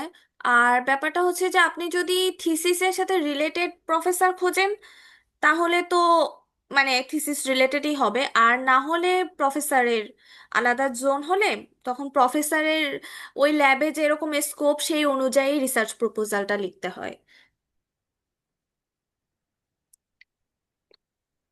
মানে একজন প্রফেসর, যে প্রফেসরকে আপনি চাচ্ছেন, তার যেরকম প্রোফাইল, তার যে কাজগুলা সেইগুলার উপর দেখে সেই রকম ভাবে আর কি সেই অনুযায়ী রিসার্চ প্রপোজালটা লেখাই ভালো, এটা লেখাই উচিত। আচ্ছা আপু, থ্যাংক ইউ আপু। আরেকটা কোয়েশ্চেন ছিল, সেটা হচ্ছে যে হ্যাঁ এখন মানে মাইগভ থেকে যখন অ্যাপোস্টিল করে ফেলে একটা ডকুমেন্ট, তখন ওখানে লেখা থাকে যে অ্যাপোস্টিল ডকুমেন্ট নোটারি করার প্রয়োজন নাই, তো আপনি বলছেন আর কি নোটারাইজ, তো এটা কি তারপরে হ্যাঁ নোটারি করব? হ্যাঁ হ্যাঁ, নোটারাইজ করতে হবে, চায়না নোটারাইজটাই চায়। যদি ওখানে লেখা থাকে যে ইংলিশে যদি হয় তাহলে নোটারাইজড করার দরকার নেই। এই জিনিসটা নিয়ে আমিও কনফিউজ ছিলাম, পরে ভাই বলছে যে না, নোটারাইজটা করা লাগবে, আর আমিও নোটারাইজটা করছি। আর নোটারাইজড না থাকলে আসলেই মানে হওয়ার চান্স থাকে একটা, আপু বাদ কি কি হয়ে যাওয়ার। ডকুমেন্ট তাহলে নোটারাইজ করতে হবে? শুধু ট্রান্সক্রিপ্ট আর হচ্ছে মেইন ট্রান্সক্রিপ্ট আর সার্টিফিকেটটা? পিপিসি। হুম আচ্ছা আচ্ছা। হুম, বা মেইন সার্টিফিকেট, ওইটাই হ্যাঁ। আচ্ছা আপু, থ্যাংক ইউ। হুম। আচ্ছা, আরেকটা জিনিস এই ভর্তির সময় বা ভিসার সময় খুব সম্মত লাগে, নসীন তুমি আমাকে কারেক্ট করতে পারো যদি আমি ভুল বলে থাকি। সেটা হচ্ছে জি। যে পুলিশ ক্লিয়ারেন্স সার্টিফিকেট যেটা লাগে এবং হ্যাঁ। মেডিকেল যেটা করতে হয়, হ্যাঁ। এইগুলোর সাধারণত মেয়াদ ধরা থাকে 6 মাস। 6 মাস। তো এরকম হয় যে আপনি যখন আবেদন করবেন তখন একবার মেডিকেল করতে হয়েছে, পুলিশ ক্লিয়ারেন্স করতে হয়েছে, সেটা দিয়ে আবেদন করলেন, কারণ ভিসার সময়ে যে ওই 6 মাস ভ্যালিডিটিটা থাকে না। তো তখন যে সাধারণত আবার করতে হয় ওই জিনিসটা। হ্যাঁ, আমারও এটা করা লাগছে। হ্যাঁ, তো যদিও এইটা পুলিশ ক্লিয়ারেন্স আমার কোথাও লাগেনি, হুম হুম। এখন লাগতেছে না, কিন্তু আমি করায় রাখছিলাম সেফ জোনের জন্য, হ্যাঁ, যে তো যদি এইটা লাগে। একটু মাথায় রাখেন যে আসলে এইটা করা লাগতে পারে ডাবল। এবং এটা করার জন্যে পুলিশ ক্লিয়ারেন্সের নিয়ম যেহেতু সরকারিভাবে, মেডিকেলগুলো আপনার যেখানে টাকা কম লাগবে আপনি সেখান থেকেই করাইতে পারবেন টেস্টগুলো। ঠিক আছে। তো এই হচ্ছে, আর কারো যদি কোনো প্রশ্ন না থাকে তাহলে আমরা আসলে অনেকক্ষণ কথাবার্তা বলছি। আমাদের আহ, পুরো সেশনটা রেকর্ড হয়েছে। আমরা চেষ্টা করব আমি রেকর্ডটা পোস্ট করার, আমাদের গ্রুপে পোস্ট করে দিব আশা করি কালকে। তো আমাদের আর কারো যদি কোনো প্রশ্ন না থাকে তাহলে আমরা মনে হয় শেষের দিকে চলে যাইতে পারি। হ্যালো ভাই, হ্যাঁ সরি আমি আরেকটা একটু কোশ্চেন করতাম। হ্যাঁ হ্যাঁ। ফাইনাল এটা হচ্ছে যে আহ, ভাই আপনি নিজেও তো হচ্ছে চায়নাতে এই সেম ইয়েতে পড়েছেন, এবং আপনি আদার্স অন্যান্য কান্ট্রির ইয়ে সম্পর্কেও হচ্ছে যেহেতু জানেন, সো আপনি যদি মানে জিনিসটা শুধুমাত্র মাস্টার্সের কোয়ালিটির দিক থেকে যদি চিন্তা করেন, তো ইন দ্যাট কেস হচ্ছে আহ, যদি কারো প্রোফাইল মিডিয়াম কোয়ালিটির থাকে, সো ইন দ্যাট কেস শুধু এডুকেশন কোয়ালিটির বেসিসে মানে আপনি চায়নার এটাকে মানে অন্যান্য কান্ট্রির এর সাথে মানে কম্প্যারিজন করলে মানে কিভাবে জিনিসটারে বলবেন মানে এইটা কি আগে ট্রাই করা উচিত, না আগে ইউরোপিয়ান বা ওয়েস্টার্ন বা আদার্স অন্যান্য কান্ট্রি ট্রাই করে দেন এটাতে ট্রাই করা উচিত? মানে যদিও বা কোশ্চেনটার অ্যাবসলিউট অ্যান্সার মেবি এভাবে এক্সিস্ট করে না, বাট ওভারঅল যদি আপনার এক্সপিরিয়েন্স থেকে একটা বা আপু আপনার এক্সপিরিয়েন্স থেকে যদি একটা ওভারঅল একটা আইডিয়া দিতেন। আচ্ছা ভাই, আপনি আসলে যে প্রশ্নটা করে ফেলছেন, এই প্রশ্নের উত্তর যদি আমাকে আমি দিই, তাহলে আমার আশেপাশে যারা আছে বা অন্য জায়গায় যারা আছে তারা আমাকে মারবে। হুম। আচ্ছা, এখন আমি আহ, যে নসীন প্রথমে যে কারণগুলো বলছিল যে কেন সে চায়নায় গেছে, তো আমারও ওরকম কিছু কারণ ছিল যে আমি কেন চায়নায় যাব। যেমন আহ, এখানে কেউ হয়তো আহ, আহ, মনে হয় না কেউ জানে, যেমন আমি হচ্ছে রুয়েট লাইফে থাকতেই আমি বিয়ে করছিলাম। আমার ওয়াইফ ছিল, আমি থার্ড ইয়ারে থাকতে বিয়ে করছি। আমার সন্তান ছিল রুয়েট থেকে বের হওয়ার পরপরই। তো আমি আসলে এই জিনিসগুলো বিবেচনা করে যখন দেখলাম যে আমার প্রোফাইল অনুযায়ী আসলে আমাদের সবারই একটা চিন্তা ভাবনা থাকে যে ইউরোপে যাব, আমেরিকায় যাব, অস্ট্রেলিয়া, কানাডা, এইগুলোতে, এই সব দেশগুলোতে যাব। আরও একটা যে ব্যাপারটা থাকে, বিশেষ করে না, মানে আমি কাউকে ছোট করে বলছি না, আমাদের রুয়েটের যারা ছেলেপিলে আছে এদের একটা চিন্তা ভাবনা থাকে যে ইন্টারমিডিয়েটে A+ পাইছি, এত কঠিন একটা ভর্তি পরীক্ষা দিয়ে রুয়েটের মতো একটা পাবলিক ইউনিভার্সিটিতে ভর্তি হয়েছি, রুয়েট থেকে পড়াশোনা করে চায়নায় যাব, মানে এই একটা চিন্তা ভাবনা আছে। এটা হয়তো আমারও ছিল ওই সময়ে। আমি বলছি না যে কারো থাকাটা অস্বাভাবিক, কিন্তু এইটা আসলে আমাদের ছেলে মেয়েদের ভিতরে এই চিন্তা ভাবনাটা আছে। বা জাপানে পড়াশোনা করতে যাব, বা থাইল্যান্ডে যাব, মালয়েশিয়ায় যাব, মানে এশিয়ার দেশের নাম শুনলেই ওদের কেন জানি একটা অনীহা চলে আসে। তো ফারিয়া যে বিশ্ববিদ্যালয়ে এখন পড়তেছে, এই বিশ্ববিদ্যালয়ের এখন র্যাঙ্কিং কত ফারিয়া? 39। 39 হচ্ছে র্যাঙ্কিং, 39। এটা হচ্ছে হ্যাঁ, world 39 ranking, ranking. QS world ranking. Ranking এ 39। হুম। অন্য দেশের যখন আপনি আবেদন করবেন, বেশ কিছু বিশ্ববিদ্যালয় আছে আমি যেগুলোতে আবেদন করছি, যেমন আমি যখন ইরাসমাসে আবেদন করছি তখনও দেখছি যে মানে সব প্রোগ্রামে নাই বা সব দেশেও নাই, বেশ কিছুগুলোতেই আমি যেগুলোতে পাইছি আর কি। তো ইরাসমাসে আমি যেটাতে আবেদন করছি ওখানে একটা প্রশ্নই ছিল যে তুমি যে বিশ্ববিদ্যালয়ে আবেদন করছো তার ওয়ার্ল্ড র্যাঙ্কিং কত। তো এই প্রশ্নটার উত্তর যখন আপনি দিতে পারবেন যে ওয়ার্ল্ড র্যাঙ্কিং কত, এটা আসলে অনেক গুরুত্বপূর্ণ। এবং আমি ইউনিভার্সিটি অফ সিডনি থেকেও অ্যাডমিশন পাইছিলাম। ইউনিভার্সিটি অফ সিডনিতেও আমি যখন আবেদন করি তখন ওখানে একটা প্রশ্ন ছিল যে তুমি যে বিশ্ববিদ্যালয়গুলো থেকে আবেদন করছো, যেগুলো থেকে আবেদন মানে পাশ করছে এখন পর্যন্ত, তাদের ওয়ার্ল্ড র্যাঙ্কিং কত ছিল। তো স্বাভাবিক আমাদের রুয়েটের যেহেতু কোনো র্যাঙ্কিং নাই এখনো, চেষ্টা করতেছে অনেক, এটা খুবই ভালো একটা দিক। তো ওইখানে যখন আপনি প্রশ্নের উত্তরটা দিতে পারবেন, এটা আসলে অনেক গুরুত্বপূর্ণ।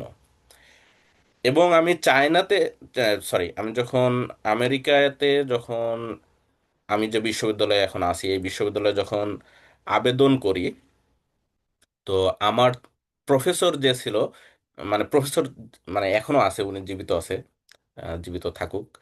তো আহ, উনি হচ্ছে চাইনিজ। এবং নসিন চিনতে পারবে, মানে ওনার ব্যাচেলার এবং মাস্টার্স করা হচ্ছে সিংহোয়া ইউনিভার্সিটি থেকে। তারপরে উনি পিএইচডি করছে এমআইটি থেকে, তারপরে আমার বিশ্ববিদ্যালয়ের প্রফেসর এখন। তো ওনাকে যখন আমি ইমেল করি, আমি ইমেইলে হচ্ছে লিখছিলাম যে আমার ইমেইলে একটা অ্যাটাচমেন্ট আছে, আর এই এই করছি আমি মাস্টার্সে। তো আমি ইমেল যখন করি আমার অ্যাটাচমেন্টই ছিল না ইমেলে, আমি আসলে ভুলে গেছিলাম অ্যাটাচমেন্ট করতে। তো উনি আমার অ্যাটাচমেন্টও দেখে নাই। উনি ইমেল পায়ে উত্তর একটাই যে তুমি স্প্রিংয়ে জয়েন করতে পারবা কিনা বলো, পারলে চলে আসো। তারপরে বাকি প্রক্রিয়া শেষ করে আসছি। এবং আমি, মানে আরো একটা মজার বিষয় হচ্ছে আমি যেখানে এখন চাকরি করতেছি, আমার কোম্পানিতে, আমার কোম্পানির যে ম্যানেজার, সেই ম্যানেজারও হচ্ছে ঝেঝাং ইউনিভার্সিটি থেকে ব্যাচেলার শেষ করছে। ঠিক আছে। ওয়াও। আমরা হচ্ছে একই অ্যালামনাইয়ের। এবং আমাদের কোম্পানিটা মাসাল্লাহ বেশ ভালো। এটা যখন আপনারা সিভিলে যারা আছে তারা হয়তো বুঝতে পারবে। তো এটা আসলে চাইনিজ বিশ্ববিদ্যালয়গুলো থেকে এখন যদি পড়াশোনা করেন, আমি এই জন্য আর একটা কথা মাঝে মাঝে বলি যে আরেকটা বিশ্ববিদ্যালয় আছে থংজি, যেখানে আমার একটা ফ্রেন্ড আছে, আমার সিভিল 12 সিরিজেরই, থংজি ইউনিভার্সিটি। এটা হচ্ছে সিভিলের জন্য সব থেকে ভালো ইউনিভার্সিটি, এটা সারা বিশ্বের ভিতরে। ঠিক আছে। মানে শুধুমাত্র সিভিলের জন্য, অন্য ডিপার্টমেন্টের জন্য, অন্য ডিপার্টমেন্টের কথা বলছি না, সিভিলের জন্য এটা সারা বিশ্বের ভিতরে অন্যতম একটা ইউনিভার্সিটি থংজি। কারণ এগুলো, মানে যারা বাইরে আছে তারা আসলে, মানে চাইনিজ বিশ্ববিদ্যালয়গুলোকে চিনে। তো আপনি যখন আবেদন করবেন, তখন আপনি নিজেই চেঞ্জটা বুঝতে পারবেন যে আপনি এখন কারো কাছ থেকে যত সহজে একটা রেসপন্স পাচ্ছেন, আপনি চাইনিজ বিশ্ববিদ্যালয় থেকে পাশ করার পরবর্তীতে তাদের রেসপন্সগুলো কতটা ডিফারেন্স আপনি পার্থক্য করতে পারবেন, আশা করি। ঠিক আছে।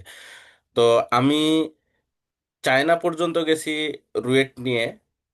বাকি বাকিগুলোর ক্ষেত্রে বেশিরভাগই আসলে ঝেঝিয়াং আমাকে হেল্প করছে। মানে ব্যাচেলার না থাকলে তো আমি আর মাস্টার্স করতে পারতাম না, ওটা তো আমার অবশ্যই আহ, আমার ভিত্তি। কিন্তু আমি যেটা বলতে চাচ্ছি যে আমরা যেটাকে হেই প্রতিপন্ন করি, যে চায়নায় যাব, থাইল্যান্ডে যাব, মালয়েশিয়ায় যাব, কিন্তু এই সব দেশগুলোতে যেসব বিশ্ববিদ্যালয়গুলো আছে, আমরা খোঁজও নেই না যে ওই সব বিশ্ববিদ্যালয়ের থেকে মানুষগুলো কোথায় যায়।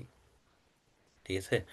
আমাদের এরকম যেমন আগামীকালকে একটা সেশন আছে, সেটা মালয়েশিয়া থেকে আমাদের রুয়েটারি দুইজন পড়াশোনা, একজন পড়াশোনা শেষ করে ফেলছে, একজন পড়াশোনা করতেছে। বা আরো কিছু সেশন আমি করার চেষ্টা করব। আমি যদি পারতাম এদের পরবর্তী ইয়েগুলো রিভিল করতে, তাহলে আপনারা বুঝতে পারতেন যে আমি ওদেরকে কেন ডাকতেছি। হ্যাঁ। মানে ওদের শুধুমাত্র এখনো, এখনো, মানে এখন পর্যন্ত পরিচয় আমি এশিয়ার দিচ্ছি, কিন্তু এদের পরবর্তী জিনিসগুলো আমি হয়তো কিছুটা জানি, তাদের সঙ্গে যেহেতু কথাবার্তা বলি বা কথাবার্তা হয়েছে। তো ওদের পরবর্তী বিষয়গুলো যদি আমি রিভিল করতে পারতাম সেশনগুলোতে, তাহলে বুঝতে পারতেন যে আসলে ওই ওই জায়গাগুলোতে তারা কেন গেছে, আর ওইখান থেকে এই যে মানুষের যে চিন্তা ভাবনাটা সেইগুলো কত সহজে পরিবর্তন করে তাদের লক্ষ্যে পৌঁছানো যাইত। মানে আমি কি বুঝাইতে পারছি? ভাই আমি সরি বাট এই ধরনের ইয়ে মিন করতে চাইনি। না না জিনিসটা না, আর কি আমি মানে আমি আমি একটু আমি আপনাকে আপনাকে হচ্ছে আমি অনেক ওরকম কিছু বলছি না। আমি অনেক যেটা বলছি কান্ট্রি যে মানে অনেক ইউনিভার্সিটি আমার তো এই আমার জন্য আমার যে জিনিসগুলোর বান্ধবী আছে কম্পারিজন। সে হচ্ছে আমাকে বলে যে আমি চায়নার ব্র্যান্ড অ্যাম্বাসেডর। হ্যাঁ, মানে ব্যাপারটা হচ্ছে এরকম।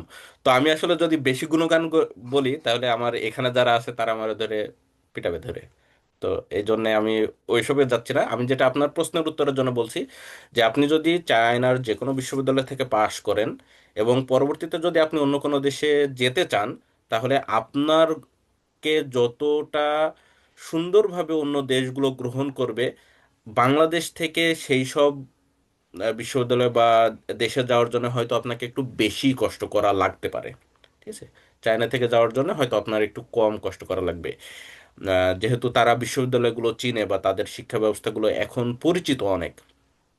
আর আরেকটা বিষয় হচ্ছে আপনি যখন অন্য কোনো দেশে কোনো রিসার্চ করবেন বা একটা অভিজ্ঞতা থাকবে, এটা আসলে আপনার পরবর্তীতে যে কোনো স্কলারশিপ, অ্যাডমিশন, ফান্ডিং সব ক্ষেত্রেই আসলে কাজে দেয়। আপনি শুধুমাত্র বাংলাদেশে না, কেউ যদি মনে করেন যে ইন্ডিয়া যেও পড়াশোনা করে, যেমন আমার এইবারই একজনের সঙ্গে কথা হয়েছিল। আমি ইরাসমাসে একটা প্রোগ্রামে ছিলাম, শিপ বলে। ওটা ওটা হচ্ছে ship and offshore structure design. ওখান থেকে ইন্ডিয়া থেকে একটা ছেলে গেছে, মানে উনি বাংলাদেশের। তো ওনার আবেদনের আগে ওনার সঙ্গে আমার কথাবার্তা হয়েছিল। তো উনি ব্যাচেলার, মানে এটা হচ্ছে একটা ডিপ্লোমা ডিগ্রি টাইপের, উনি ব্যাচেলার খুব সম্ভবত বাংলাদেশে করছে বা ব্যাচেলার করছে ইন্ডিয়াতে, এরকম আমি ভুলে গেছি। নাম হচ্ছে প্রীতম ছেলেটার।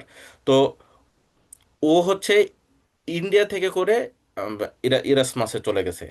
তো এইগুলো আসলে আপনি যখন আপনার প্রোফাইলে ডাইভার্সিটি নিয়ে আসতে পারবেন, এটা পরবর্তীতে আপনার অ্যাডমিশন, ফান্ডিং এগুলো পাওয়ার ক্ষেত্রে অনেক সুবিধা।